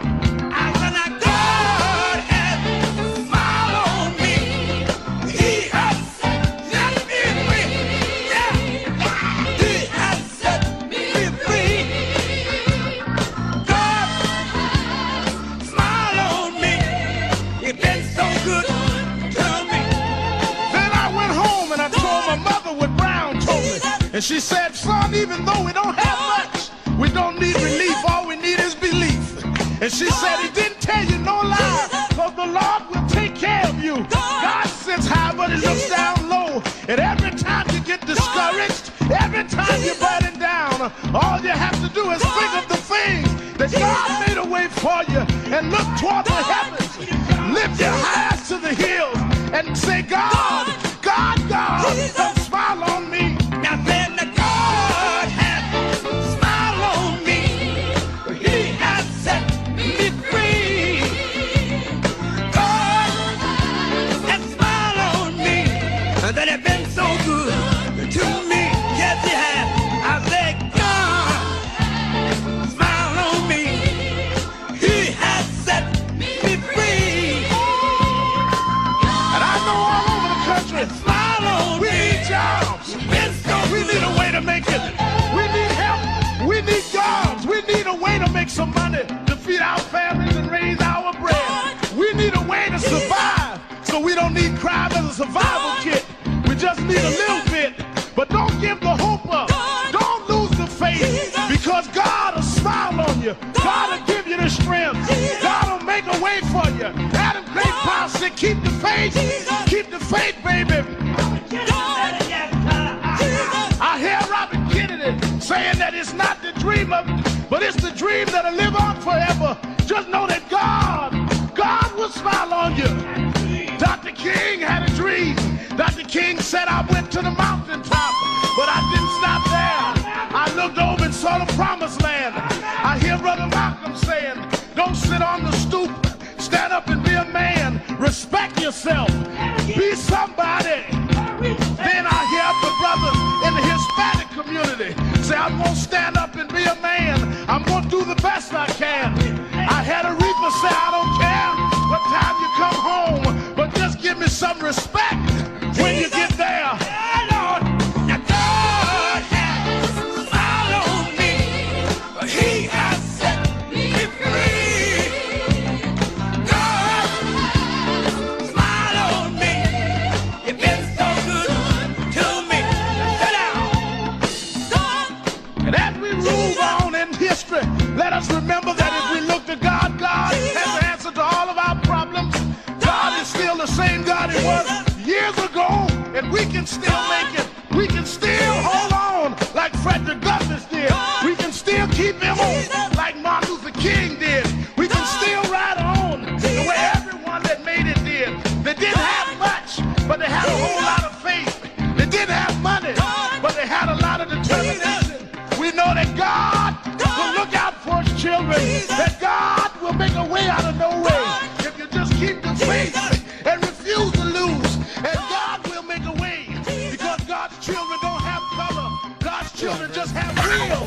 And I can still hear something in my mind. James Brown says, God. Keeping it real, keeping it real. I am your host, Reverend Al Sharpton, and we're back. And Fahima Sek writes, Reverend Al, it's a litigation. She's talking on the caller that talks about the litigation on the January 6th people. She's saying it's a litigation provision to shield those involved with January 6th insurrection. It's not paying them $500,000. We must have the accurate info while holding them accountable. And that's exactly right. Thank you, Fahima. That's why I say I check things before I jump, because I do not want to be on national radio or international radio at this point and be given the wrong information. So it is to protect them from litigation. It's not to grant them something. That's a world of a difference. Thank you for that information. Just like we corrected about R. Kelly and Elvis, you can make your point without exaggeration. In fact, you undermine your point if somebody can find a flaw in what you're talking about. Cedric Cooper says if people want to know how Congress work on the inside, the movie entitled Distinguished Gentleman, starring Eddie Murphy and Charles S. Dutton, as Charles S. Dutton, check it out. Interesting. I think I did see that. Interesting. Reverend Ramsey, Evangelist Ramsey, one of our stellar activists extraordinaire, says, I know, Rev, you had dealt with a whole lot of sellouts in your days, and currently too. No doubt about it. I have seen, that's why I can almost sense, you get a nose for these things, Evangelist Ramsey. I can almost sense when people trying to come with some information that's wrong, when some people trying to set you up for the sellout, trying to milk you. And sometimes, you go for it. So I've learned that younger to stop going for you. If I were to use a baseball analogy, don't swing at every pitch, because you'll strike out like that. You'll be swinging at bad pitches. Don't swing at every pitch. Let's go to Tommy in Chicago, Illinois. Tommy, you're keeping it real with Al Sharpton. People, lend me your ears. Every 2 years, 435 seats of the United States congressional representatives are at stake. Now watch this, because this is for the uninformed and ignorant individuals who have got us into this point. It does not matter what your emotional is, including mine. What matters is, right about right now, you ought to clearly be able to connect the dots. We are in a hell of a conundrum which simply says we are to confront evil, not go along with it. Now, enough is enough. And this is a moment in time for the United States of America to live by its credence, which says that we, the people, in order to form a better government, I would suggest this midterm that all of you individuals who seem to paint with these broad brushes and want to make the people the issue, not one person or 42 million or the individuals laid off of their jobs had anything to do with immigration or complete destruction of the black culture. Not one. And Rev, you are absolutely 100% right. Rats. Dirty, lousy, stinking, human rats. That's what they have been, and they just don't understand it. Where there comes a time, man, when you poke a person one more time, it's like a pimple. That last time is when it's going to pop. And this time when it pops, it ain't going to pop in violence and ignorance. No, it's popping with the understanding we ain't just showed up. We've been here. What in the hell is wrong with you people? 435 seats. Try that. Goodbye. All right. Thank you for your call, Tommy. Tommy's very passionate today. But I think that, when we see the unraveling of what's happening, I think sometimes, and it's understandable. Let me preface what I'm going to say by saying it's understandable that we become so accustomed to certain things going down that we do not sometimes stop and realize the gravity and sickness that we're talking about. We are in the middle of these people closing the government down. Government. Everybody from TSA workers to people that work in government agencies to people that work in the airline industry, in the air traffic control towers. Close them down, not going to pay them only because the Democrats in the Senate and the House is saying, we want to make sure the premiums don't go up on the Affordable Care. Think about that now. You literally are going to take government workers and say we're not going to pay you because the Democrats have the nerve to ask us about premiums because that's what President Trump told us. Do you know how insidious that is? And then we're going to say we're going to cancel the SNAP program. You're not going to get SNAP money. Well, who gets the SNAP money? Well, people that need supplement nutritional assistance, people that need assistance in food, not in party hats, not in candy and unnecessary stuff. Food you can't get. Why can't I get my food? Because I'm not going to let them talk about giving your health care. Think about how sick that is. I'll give you a Republican or Democrat. There got to be some level, some measure that you say there's something immoral and sick about that. I talk about that a lot at Saturday's rallies because I challenge, particularly being on Impact Television, where a lot of the religious community, the black community watch.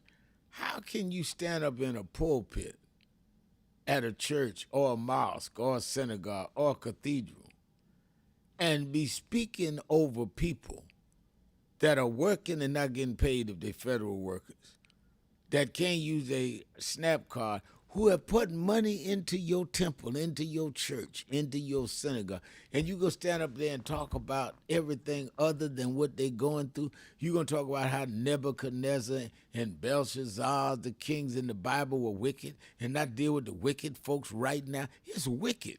Take people's health care, or to make it so unattainable that it's not affordable. That's wicked.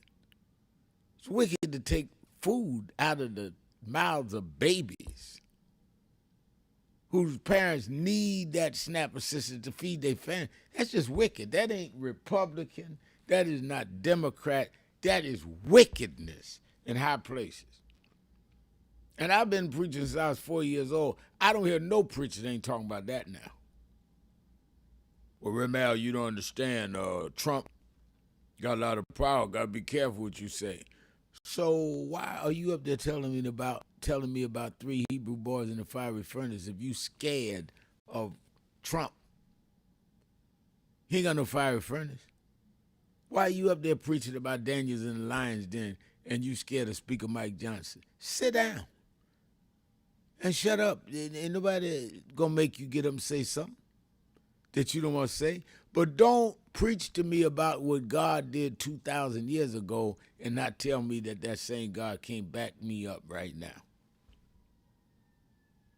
I really believe in Daniel and Lion's Den. I really believe in Shadrach, Meshach, and Abednego in the fire furnace. And I believe it enough to stand up to Donald Trump, and whatever he come with, I believe my faith gets me through, that I will survive. Period. End of story. If you believe it or you don't. And believe it is not singing it, not speaking it. It's when you're tested, we're going to see where you are. Everybody want to go. Everybody want to go to the graduation, but you don't want to pass the test. And I'm still saying the challenge is not what you say, is what you do. Let me go take my break. We'll be right back. More of you on Keeping It Real. 1-877-532-5797. Sharpton. Keeping It Real. Be right back.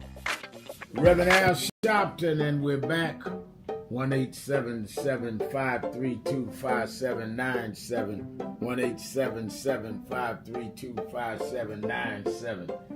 Let's go back to the phone. Attorney Jennifer Jones-Austin. You know, every day, Monday through Friday, I do 3 hours a day on Keeping It Real with Reverend Al Sharpton. I do 1 hour on Sunday mornings with Reverend Al Sharpton. and I'm live on radio and TV with the Saturday Action Rally. 7 days a week, I talk to our people, hear from them, to call in. I'm sick and tired of people talking for people that they don't talk to. So go on www.nationalactionnetwork.net. Listen to my show, call in, express your opinion. You don't have to agree with me.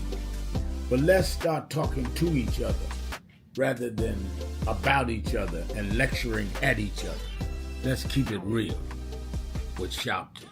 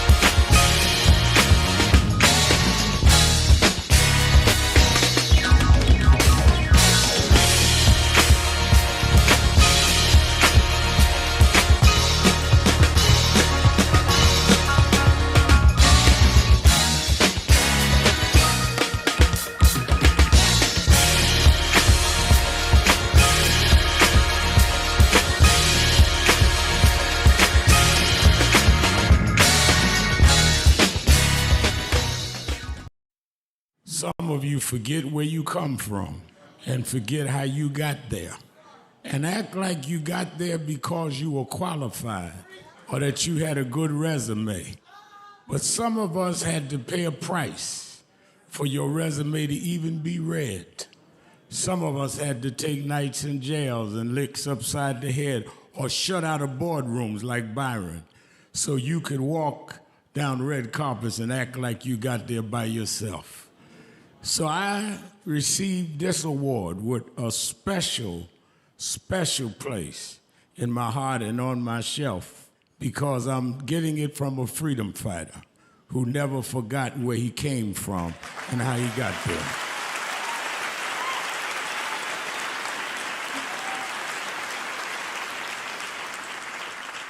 Yes, we've come a long way. We've had now a black president and now a black vice president, but we still can get shot down and have to march to get a case in court.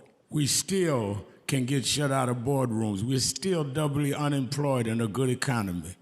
So we're gonna have to keep marching.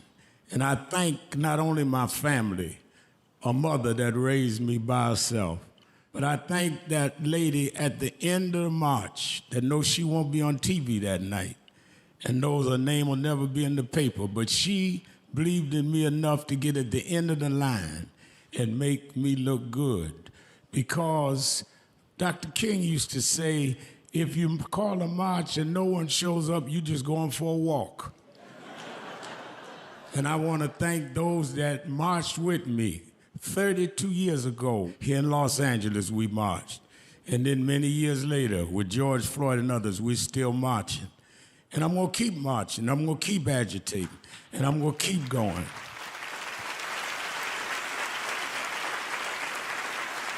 Until we don't have to do it anymore.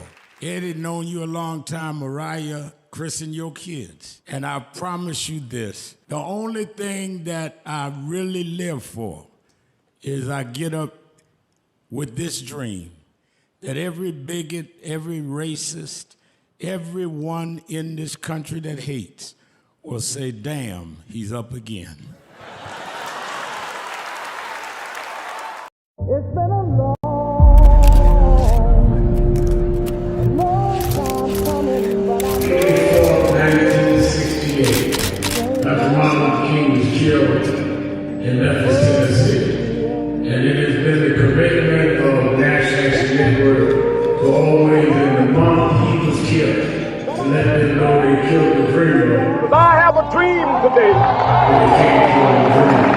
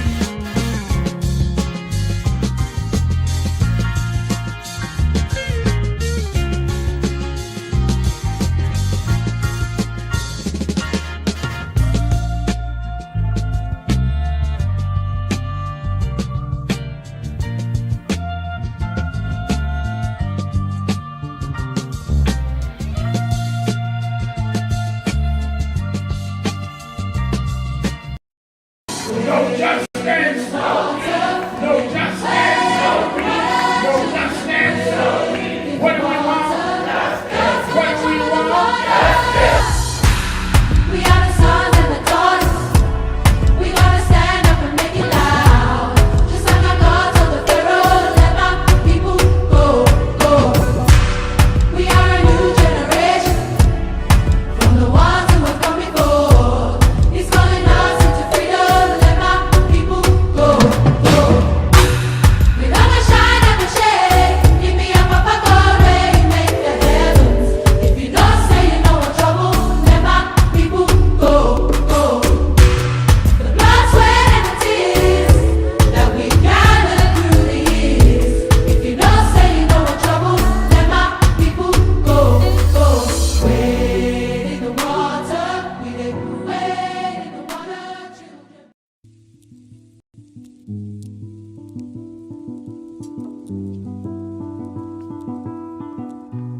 I had a thought this morning that I want to share with you about mentorship. I am able to do a lot of what I do because I had great mentors, but there are correct ways and incorrect ways to mentor people, in my opinion. I was mentored as a boy preacher by Bishop F.D. Washington, one of the great Pentecostal preachers of his time. Then Reverend William Jones, who became my pastor after Bishop Washington died, who was unquestionably in the top 5 black church ministers, theologians. Reverend Jesse Jackson, who I started my activism under his leadership, he and Reverend Jones. And I learned politics directly as a youth director from Shirley Chisholm. So even though I didn't finish college, I had the most unique education in the world from being exposed to giants. But the one thing I learned is as I grew older and people started coming younger than me and wanted me to justice. And I'm probably going to need your help on this legal fight. You know, they shorted the historically black colleges and universities to the tune of about $13 billion. And Tennessee State was the one they shorted the most. Absolutely. Well, let me know. I'm on the next plane as soon as you holler. You know, when Ben Crump called, I don't even question it. I just head to the airport and get the details on the way. Live from the National Action Network corporate headquarters in New York, keeping it civil rights leader, the Reverend Al Sharpton. You're live, Rev. Keeping it real. Keeping it real. I'm your host, Reverend Al Sharpton, and let's go. Tanya Stovell says on our live screen, on our message board, I should say, says that correction, that millions of dollars were given to people who voted for Trump by Elon Musk. They was actually passing out money. I mean, a lot of us, just things go through and we forget about it the next day or two. Tricia says it's unbelievable that Trump is, in 10 months, has filed a $230 million claim against DOJ. Strong-armed law firms and universities tore down the east wing of the White House on a retribution tour. That's what we're looking at. Going after anybody from the former FBI director to the Attorney General of New York, Tish James. Anybody that went after him. And he's doing it in broad daylight in our eyesight. But we can't keep that front and center.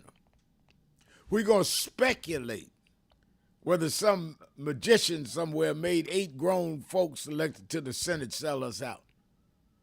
Where you seeing in your face what Trump's doing. Don't bother you. We got our priorities messed up.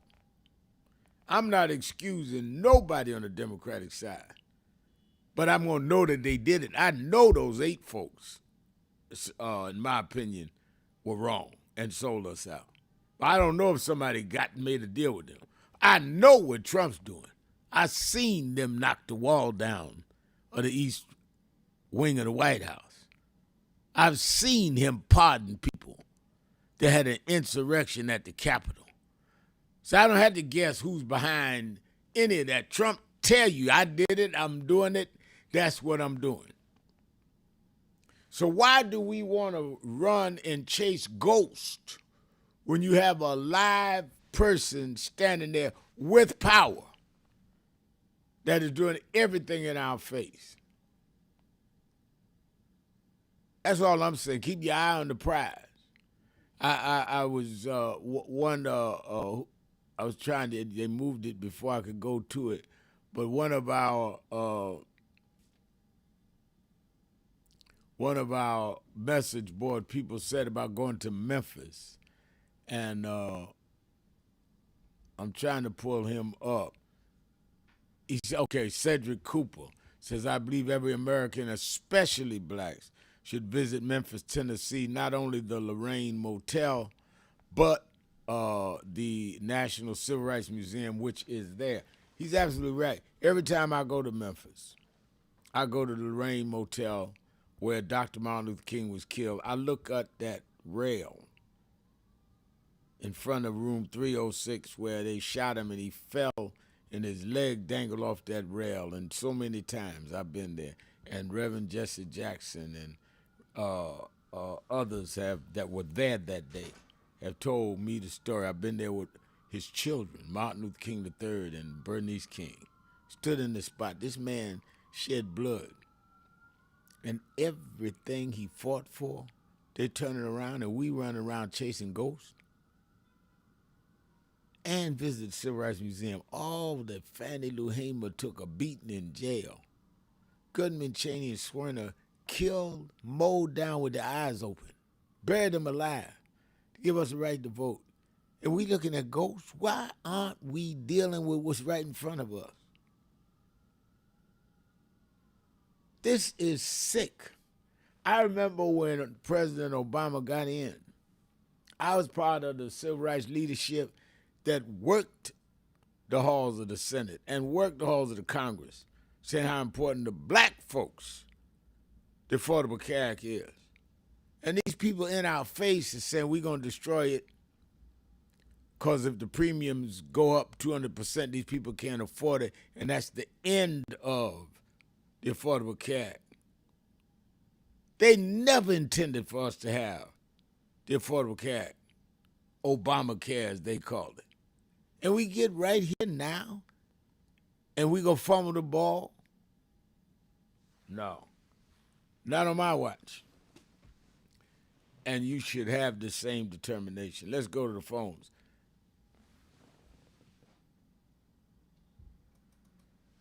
Let's go to RT in St. Louis, Missouri. RT, you're keeping it real with Al Sharpton. Yes, sir. Thanks for taking my call. Just two quick comments because I know you got a board full of calls. As it relates to R. Kelly, and you can throw P. Diddy into this same conversation, neither one of them were ever convicted of rape or sexual assault. Both of them were charged. Well, I'll put it this way: neither one of them were charged with rape or sexual assault, but the both of them were charged with sex trafficking. The only difference is, Reverend Sharpton, is that R. Kelly was convicted of sex trafficking and P. Diddy was not. So that kind of wraps that up from the caller who calls in all the time. Yeah, and that's why I say, and I'll let you go on with your other point, but that's why I say fact check. R. Kelly was convicted of sexual trafficking. Diddy for traveling to prostitution or something. Neither were charged with marrying or having sex with a minor. That's just not the fact. Now, for us to get out there and say that, for me to get out there and say that, hosting a TV show and a radio show and leading a national organization and say something that's not true, it'd be all over Fox News tonight. Sharpton don't know what he's talking about. So therefore, since he don't know what he's talking about with R. Kelly or with P. Diddy or Elvis, then you shouldn't listen to him about affordable health care. That's why I'm saying I've got to be very careful, because just because somebody get emotional on the radio, they cannot lure me into saying something because it discredits other things that are very important to us. That's all I'm saying. But go ahead, RT. And the last comment is, Reverend Sharpton, if President Obama was in office right now, and just these few emails came out about him and his association with Jeffrey Epstein, by the end of this week, Reverend Sharpton, he would be asked to step down from office. Thanks for taking my call. Only thing I disagree with RT is if this stuff, just what we already know, came out on Obama, they would have a moving truck pulling up behind the White House right now. They probably wouldn't even wait to the end of the week. I mean, yes, sir. Thank you, brother. This is unbelievable. Let's go to Hakeem in Philadelphia, Pennsylvania. WURD, the word. Hakeem. Yes, hello. Yes, thank you for taking my call, Reverend. So time and time again, we've seen this president try to repeal everything that Obama done.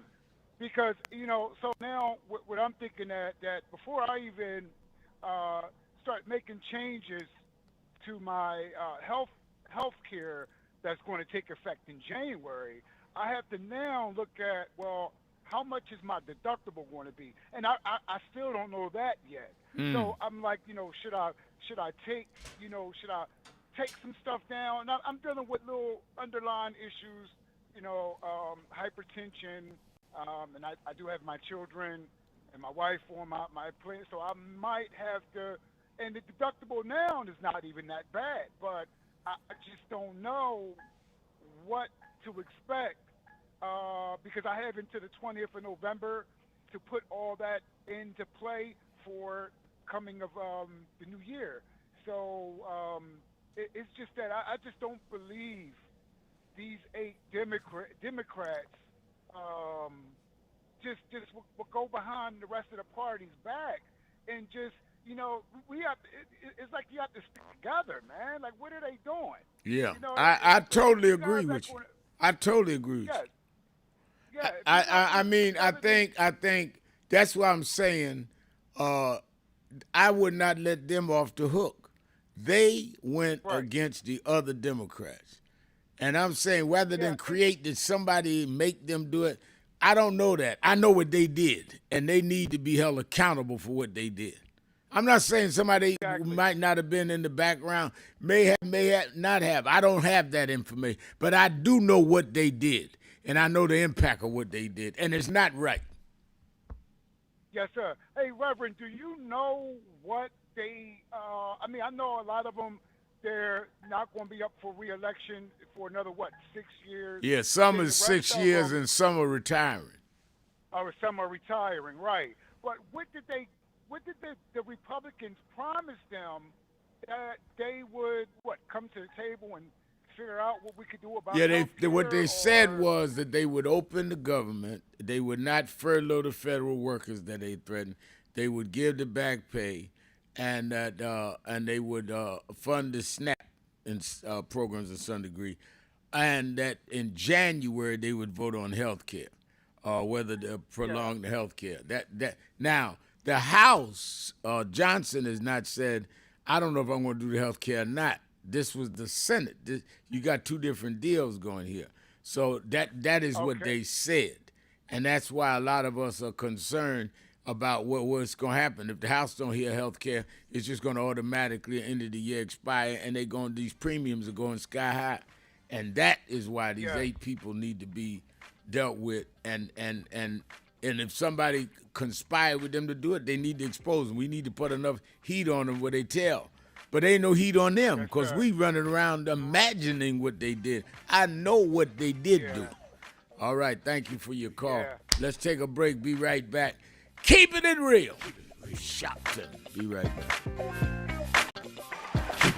1, 2, 3, I got the feeling. Hey, baby, I got the feeling. How I got that feeling, yeah. Hey, got that feeling, y'all. Come on. Feeling, baby.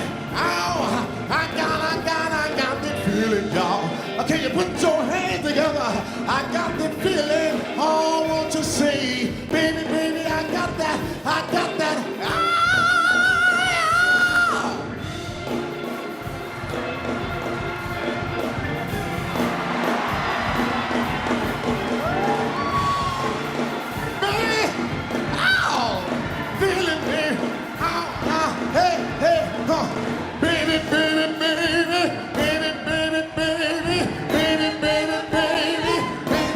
Come on, sing it out. Baby, come on. Can't hear you.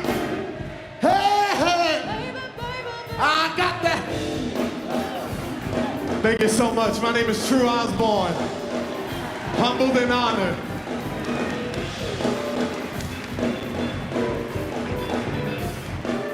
All right. Tony Wafer, Los Angeles chapter, NASDAQ Network. He just came in to New York a couple days ago, had to stop by the House of Justice, and I sure enough found some justice, so I know I can leave here feeling like I got peace.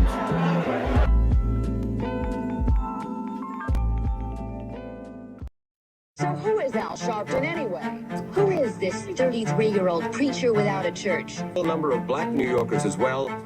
He is little more than a pudgy exhibitionist who can be counted on to show up, bullhorn in hand, at every racial incident.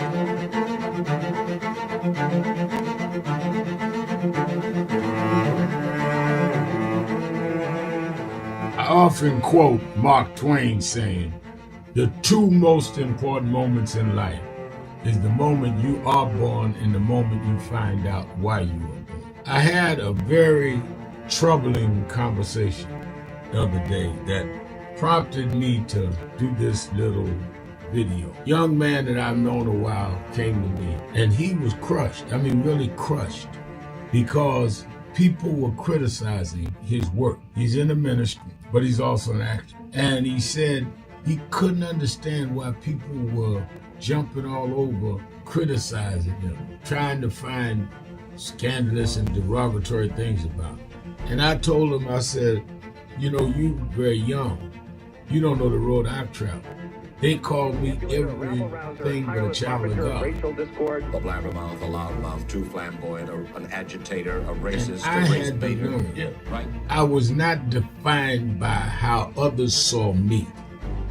I was defined by how I saw myself and whether I was being true to myself. Some of you watching this don't like me. And it doesn't matter as long as I know what I'm doing and I like me for being real.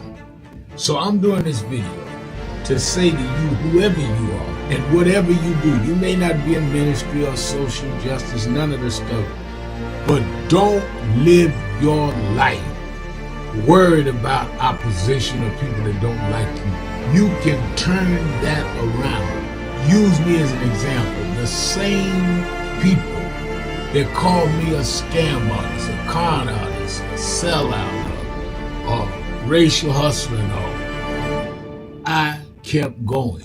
And the people I respected started respecting and publicly embracing my work. When Coretta Scott King, the widow of Dr. Martin Luther King Jr., had this to say about Al Sharpton. A leader who has protested injustice with a passionate, unrelenting commitment to nonviolent action in the spirit and tradition of Martin Luther King Jr. And I am talking about your leader, our leader, the Reverend Al Sharpton. The other thing that hasn't changed is the National Action Network's commitment to fight injustice and inequality here in New York City and across America. And that's not only a testament to Reverend Sharpton, it's a testament to all of you who are here tonight. First and foremost, to Reverend Sharpton. I saw him when he first came on the scene, and I have marveled at his tenacity, at the development of his intellect, and his devotion to our movement, and much he has contributed to the world we are experiencing. I am honored, and I must say that when I had my debate with Dr. King on the issue of the church and religion, he didn't warn me that after his departure, his space would be filled by another preacher, and that preacher would be Al Sharpton. All you want in life is people that matter to you to say you did all right. And more important, that you can look in the mirror and say you did all right. Thank you, Rev. Thanks for that introduction. Look, we've known each other for a long time. I'm grateful not only for your leadership and partnership, but quite frankly, more importantly, for your friendship. And thanks to all of you, members of our nation's most important civil rights organization. You have been, over all of your years, such an extraordinary leader. You are a voice of truth, a voice of conscience, a voice of practicality around what we must address and what we can do. And I thank you so much for your friendship. I remember that most of the youth around Al's age, he was about 12, wanted to be like Connie Hawkins, a great basketball player, legend, or Earl the Pearl, or Clyde Frazier. Al wanted to be like Adam Powell, a powerful preacher with a social justice gospel. He was very close to, at that time, to Reverend William Augustus Jones, powerful preacher and social justice advocate, and Reverend Gardner Taylor State right down the street, and Bishop Washington, whose church he came from, and Reverend Sandy Ray. He wanted to be like these giant preachers. He wanted them to have the edge, however, of the King's social justice dimension. He wanted to be like them, now he's one of them. Perhaps taller than most of them because of the risks he has taken and the reward God has given him with his gift. I remember so well that I first escorted him to jail. He was around 13 years old with the jail fighting the ANP. He was in the lineage of our struggle. He grew up in it. We didn't just see him on TV one night. He didn't happen. He came bottom up, not top down.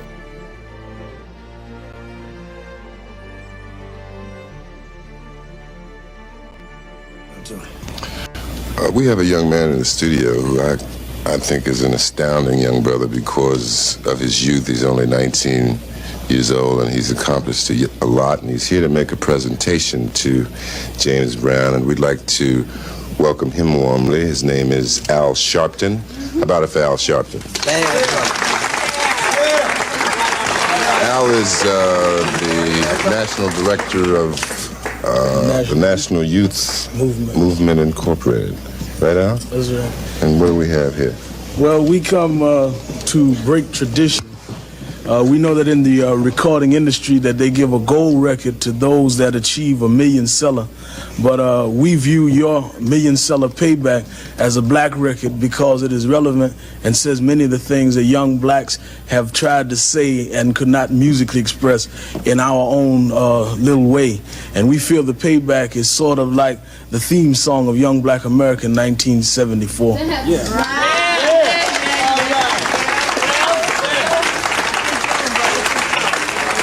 Now, Before you go into the title tune of your latest album, you have a special guest. Yeah, I do have a special guest, a young That's lady. going to perform with you. Yeah, she gonna.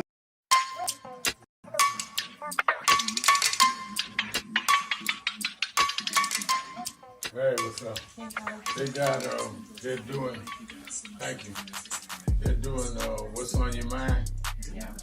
All right, then, you got a birthday this week. I got to talk about that. Oh, no. Happy birthday this weekend. And Carrie White's birthday, right? Corey's birthday's today. Yeah, and I got tell Reverend Bird be ready Daniel 5th chapter. I want him to read. And I'm ready. Got a message from today, so we'll be on the air in what? Half hour. About a half hour. You should tune in to the WBLS 107.5 FM and National Impact and www.nationalimpact.com. All right, I'm ready. All right, we gotta get that number going, the phone number, so we can get some more callers. Keeping it real, keeping it real. I'm your host, keeping it real, Reverend Al Sharpton, and we're back 1-877-532-5797, 1-877-532-5797. Call in. It's hot in here today. I want to hear from you about how you feel. This don't kick the couch. Call on the phone. Let the nation hear there's outrage, and I honestly believe that a lot of us are outraged. Call me at 1-877-532-5797. Let's go to James in Atlanta, Georgia. James, you're keeping it real with Al Sharpton. Reverend Sharpton, thank you, young man, for taking my call, and God bless you, brother. Thank you. And I'm going to say this about, yes, sir, Donald Trump, man. It's something, Reverend, you're a Christian, I'm a Christian, and all these people that claim to be believers of God. This man stood on a plane. At first he was begging to go to heaven. He found out he wouldn't get the Nobel Peace Prize. And I don't know what priest or what preacher or what minister spoke to him and told him you ain't going. But when a man can stand in front of you, Reverend, and say, I know I'm not going to heaven. Yeah, he said that. There is nothing that I can do. I know I ain't going to make it. What else would you have said if you wanted some kind of help? You would have said, but I'm seeking faith. I'm seeking somebody to help me try to right my wrong and do. He's basically said, I do not care what he do to us or what he tried to do. But what he failed to understand, that God is a good God and a good God. And at some point in history, somebody had to fight. I don't care how you look back at it. It's going to get to a point to you're going to have to boot up or you're going to have to shut up. And it's just going to boil down to it because ain't nobody going back to no foolishness and allowing people to mistreat their children and their family. At some point in history, it has to be a time when they say this is what we'll do. But Donald Trump, and I'm going to get off your phone, I know you got a lot of calls, Reverend, thanks for letting me say it, but this guy, he's so stupid. And I'm going to say this and it needs to be said, and I hope somebody hear me. He didn't even know what he was signing. When they gave him the Project 20, he had guys, he didn't even know who they were, just handing them papers. And he was, oh, what's this? Oh, this should be good, because all that mattered to him was he was able to get money and get wealth, and they wasn't going to bother him and let him do what he wanted to do. But Donald Trump always go too far, just like Mike Tillerson said. When he was working for him, he said he's a moron because he doesn't have the sense, and he's too ignorant to know when to hush and leave well enough alone. And Donald Trump has done a great job of exposing who all are behind him and allowing him to do this from the Supreme Court. There's a lot of folks that we don't see and we don't hear about, but he's doing this stuff because they are allowing him on the books to do it. But it's going to stop. It's not going to work. God ain't going to allow it to work. And I guarantee you, all you got to do is sit and be still. And if you have any kind of faith and know that he is not going to allow no man in this time and no time, when they say, I'm going to not even allow a child to have food, a mother or a grandmother that can't, you know they done reached the point where they have to have this medicine and they need this help, and you're saying, I don't even care about you. What you think God going to do to you? Well, he sure said it. I absolutely confirm that he said it. Thank you for your call. And I think that what you say is so important because when you have somebody that by any number of reports, confirmed reports that were around Trump, that says he doesn't even read the intelligence briefings in the morning, you really don't think he sat up and read several hundred pages of Project 2025. And he don't even read simple, they're not simple in their content, but simple in terms of they're not no hundreds of pages. And so it would ever serve keeping him free, not going to jail, and also served him making money. They didn't have to make him read nothing else. This is what we'll do, and let's do it. And that's how he operates. Wale in New York. You're keeping it real with Al Sharpton. Reverend Sharpton. Yes. I want your audience to know that you are, one thing I can say about you, well, two things. I like you because you deal with the law. You want, and you knew that when you was young, too. You didn't just get that recently. You know how important the law is. And that's what I'm inspired about you about. Because I try to tell people, it ain't about what, this one say that. We got to know these laws. Right. But I didn't call it emotional and talk about that. But that's definitely very important. Knowing this politics stuff, because my mom, I'm telling you, everybody she campaigned for in the 70s, Perkins, the Lacey, all of them, they all got in. And my mother was grassroots. She wasn't trying to get her name written in the sky. Right. Everyone that she campaigned for, they butts got in. And they don't look back once they get in. She formed that Sojourner Truth Center, all of that, the Democratic Club. But I want people to know that Sharpton is not a racist. He's not anti-Semitic. He ain't none of those. He allows us to come to the rallies, and he lets us speak. He lets the people talk. As long as you don't come up in there mother effing, you good to go. He lets us talk and get stuff off our mind. So if you saw Huddle, I was at Huddle, and I did mention Schumer. They asked questions, and we answered the questions. And I asked, was Schumer a Jew? It was personal. Because Schumer's always talking about, the poor blacks, the disenfranchised black people.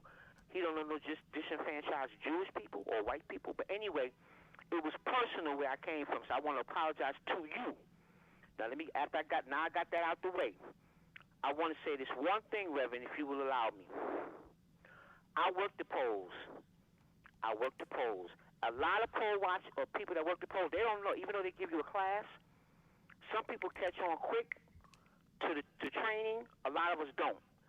The lady gave me a ballot that wasn't even the correct ballot, and good thing the poll watcher was watching the whole line. We all had the wrong ballot. Wow. And good thing that poll watcher was watching. But at the end of the polls, who walks away with the ballots? The police. And so the police walk away with all them ballots. They take it wherever the heck they take it. They butts need to be investigated. I'm sorry, Rev. I'm tired already. I'm tired, okay? They walk away with them damn ballots. We don't know what they doing with it. They're getting away with too much. I appreciate you listening to what I'm saying. I'm just tired, Rev. There's a lot of people that don't vote. People got their reason. I don't vote because I'm religious, and I don't vote because I get SNAP. I don't care. Well, guess what? Your SNAP ain't coming now, right? And you don't vote. But I know one thing. A lot of people got a lot of reason that they don't vote because this system this is ridiculous what's going on. Somebody need a foot in their behind. This don't make sense, Reverend. This whole thing, the airplane, they're supposed to fly planes and not get a paycheck. They're supposed to do their job and not get a pay. Who the heck is we going backwards? Don't it feel like it? Yes, it does. And that's why we got to keep fighting. I so appreciate your call because you're always on the money, Wale. Thank you for your call. And let me say this. She's right. You that watch the rallies on live stream, we do the first hour. We do our announcements and give people the bulletins. And then we let people in the audience come up on mic on the international live stream and say, what's on your mind? And I'm sitting there in the back listening because I believe in letting people talk, whether I'm going to agree with them or not. I am tired of us talking for people that we don't even listen to. Because sometimes somebody can come up with something you never thought of. You're not that smart. And we should not try to act like we are. Let's get ready to take our break. We'll be right back. Keeping it real. 1-877-532-5797. 1-877-532-5797. Sharpton. Keeping it real. Be right back. No justice, no justice, no justice. What do we want? Justice. What do we want? Justice. We are the sons and the daughters. We gotta stand up and make it loud. Just like our God told the Pharaoh, let my people go, go. We are a new generation from the ones who have come before. He's calling us into freedom. Let my people go, go. We gonna shine and we shade. Give me a papa God, make the heavens. If you don't say you know what trouble, let my people go, go. The blood, sweat, and the tears that we gathered through the years. If you don't say you know what trouble, let my people go, go. Wade in the water, we did wade in the water, We have a short visit today, so we just wanted to greet you all and thank you for allowing us in. Yes, sir. We would go. Yeah, we was here. They were on the plantation. Our family was on the plantation. Wow. And that's, of course, that's the slave house. That's one of the slave houses. Sir, it's been 13 years. That's right. Good to How see you you. been? Doing fine. Good.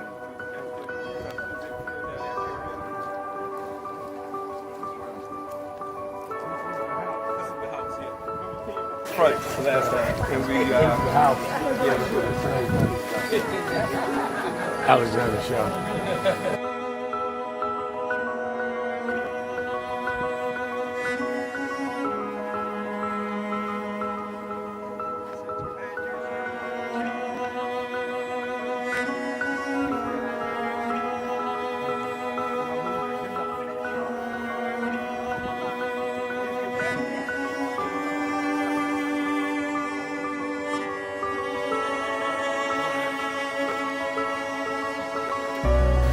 How many slaves were staying there? I have no idea.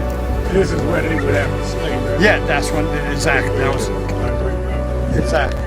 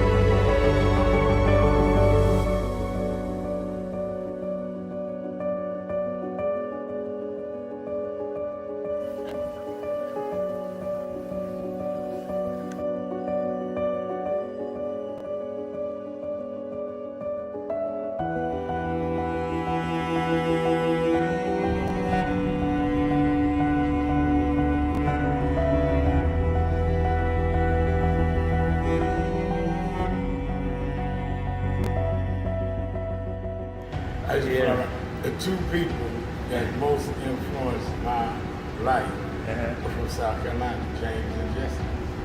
Jesse right up the road with me. I went over his mother's funeral. Jesse walked me to my mother's casket. Wow. To South Carolina. That's the balance of my life, James. Yeah. Civil rights, shoulders. But also where your people from too. Literally. Yeah, right. And when I knew Jesse was from James, I started Brother. Yeah. And James had died before I knew about it in South Carolina. Oh, really? Yeah. James died December 25th. He died Christmas Day, 06. And they came to do the story for February of 07. They came in January. His daughter swear that was his daddy and him pushing the information out. Wow. And I called Jesse and told me, you know that my great grandfather was a slave about 45, because Greenville right up to I-20. He said, I told you we was connected. That's why you gotta listen to me. But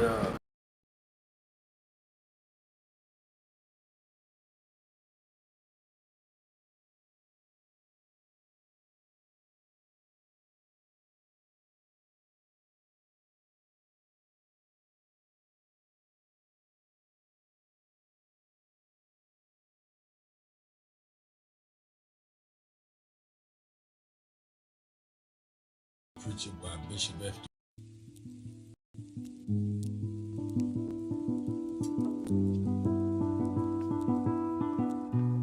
I had a thought this morning that I want to share with you about mentorship. I am able to do a lot of what I do because I had great mentors, but there are correct ways and incorrect ways to mentor people, in my opinion. I was mentored as a boy preacher by Bishop F.D. Washington, one of the great Pentecostal preachers of his time.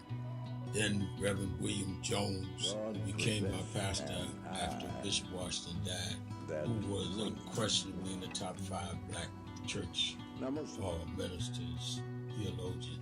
Reverend Jesse Jackson, who I started my activism under his leadership, he and Reverend Jones. And I learned politics directly as a youth director from Shirley Chisholm. So even though I didn't finish college, I had the most unique education in the world from being exposed to giants. But the one thing I learned is as I grew older and people started coming younger than me and wanted me to teach and mentor them, the magic of the mentors I had is they did not want me to be their clone. They wanted me to learn things from them and use my own gifts and talent in my own unique way and let me do things on my own because they knew that if I flopped in some things, it would teach me for the other things. They'll come and help me once I was down, but they were not going to have me avoid being down. And they were not going to impose themselves on me. Why am I saying that? Because too many mentors want clones. And too many mentees want their mentors to put them on a pedestal. Oh, so-and-so didn't do this for me. Oh, so-and-so didn't open doors for me. If they got to open doors for you, it may mean that they knew you weren't ready to go through those doors. Their job is to prepare you. Your job is to develop your own skills, your own unique ways. And I don't care if it's my daughters, who both have come into their home, or anyone else. I'm not a talent agent. I did not form National Action Network to give people... Keeping it real! Keeping it real. I'm your host, Reverend Al Sharpton, and we're back. 1-877-532-5797. 1-877-532-5797. Twitter.com, The Rev Al. Twitter.com, The Rev Al. And we're taking your calls, 1-877-532-5797. Find out what I want. And I'm sorry, I'm multitasking. Let me also remind you by way of announcements that Keeping It Real with Al Sharpton is our radio show. But tell everybody to also watch the television show, Politics Nation with Al Sharpton. The reason I've taken time to say that is some people said, well, the MSNBC is now going to become MS Live starting Saturday. Is Sharpton still on? I am still on every Saturday, every Sunday, same time, 5 p.m. So spread the word. Nothing has changed but the call letters.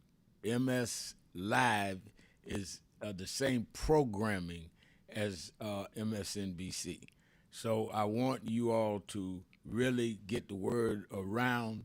We need to see the support for the show. Not only is that good for the ratings and all of that, the keeping the show on the air, it also is the reason why people in the Senate, in the governors of various states, come on the show because they say, oh, he got a big audience. I need to explain this. Nobody gonna waste their time coming on people's shows that ain't nobody listening to or watching. So don't do it for me. Do it for us. And I will guarantee you that I'm going to ask the questions that many of you ask me during the week. That's the promise I make. And I've been keeping that promise for 14 years. And I want to continue to be able to serve that way. I was at the Urban League Empowerment Center this morning opening, and saw there Michelle Miller, who they just dismissed from CBS. So, I mean, it is, to me, very necessary that we all protect who's on the airway. Also, you that are in the New York, New Jersey, Connecticut area, meet me or beat me to the Saturday Action Rally at the House of Justice in Harlem, 145th Street and Lenox Avenue in the village of Harlem, 9 a.m. to 11 a.m. If you're not in the New York area, you can watch it live on Impact Television and or at live stream at nationalactionnetwork.net. On our live stream, I'm looking at some of our posts, and it said Roderick McCoy said you should always listen to a fool because eventually he will say something that you need to hear. Interesting. I sound like some home advice.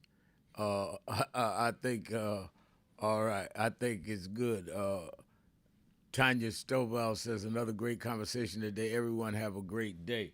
Thank you, Tanya. Let's go to Anita on from Chapel Hill. Anita, you're keeping it real with Al Sharpton.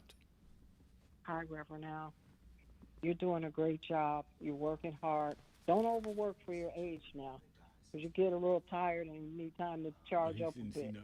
So, but you're doing a great job, and you're keeping that hope alive for the whole world, Reverend Al. Dr. Martin Luther King will bless you forever, I'm sure, and his wife is probably so appreciative, and his children, and until eternity, all eternity, there you are, and just keep the religion right here and the law. And I want to let you know the original law that was given by God, Jesus came and straightened it out a lot, and then people disobeyed that law too. So sometimes I wonder about Islam. Is for people that maybe not listening to Christ and think he's a joke. His sacrifice wasn't a joke, and you are not a joke. And I thank you for appreciating his sacrifice and sharing it with all of us and being our vision for the world. All right. I appreciate your call. Thank you for your call. And I think that everybody, and thank you, Happiness Donuts. I see representation matters. Let's keep Politics Nation on another 14 years. And I agree with that. And I think all of us, all we got to do is simple. Y'all have television anyway. Just turn it on. And tell people, look, they talking on that show about us to the people that matter. So I absolutely agree. And I'm telling you, we're at a time that they're monitoring everything.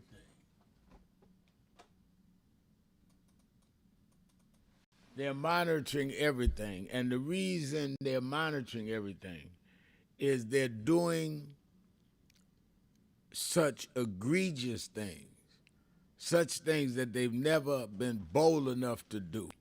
So they're almost like testing it as they go. Well, let's do this and see if there's a response. And okay, there was no big response, so let's go a little further. Oh, we got away with that. Let's go a little further. Well, the people that's talking against us, nobody's listening to them. I'm looking at the ratings, so let's go a little further.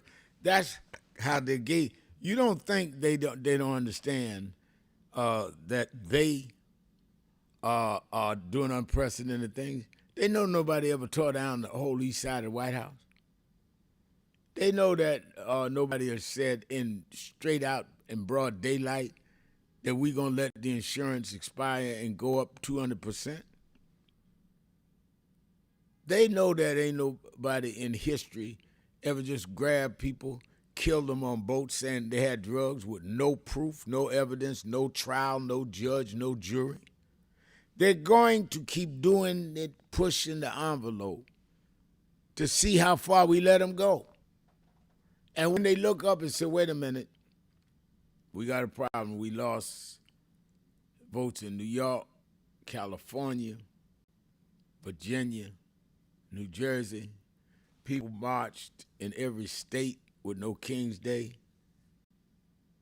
civil rights guy Sharpton and them brought tens of thousands down to Wall Street. That's when they start saying, not that they changed their minds about what they believe, but wait a minute, we better not do that because these people are riled up. So you may not make them, you may not have gone to No King's March. You may not have come to Wall Street with me. But you can turn the TV on in the living room and make sure they know people are listening and people are informed. You're going to have it on anyway. So you got a choice of watching and supporting shows that speak to your interests, your health care, your employment. You're not being victimized by bad police. Or you can watch some of those reality shows with women calling themselves names and men trying to act like they something they not. Foolishness. Now, it's easier on the brain to watch and engage foolishness,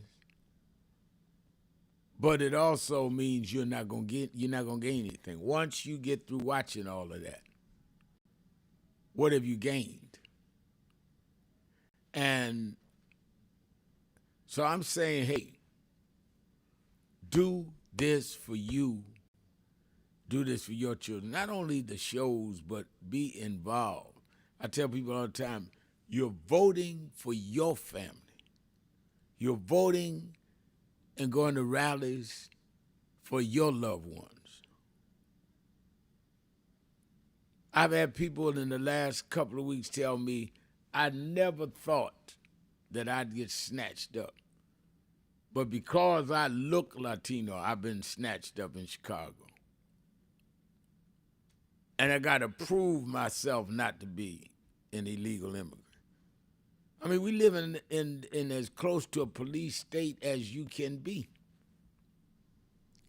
And it doesn't have to be this way if we stand up and fight back. It doesn't have to be this way. All this, there's nothing we could do. There's plenty we can do. We can organize. We can rally. As we do every week, we can vote. We can keep the pressure on. Well, remember, how's that going to work?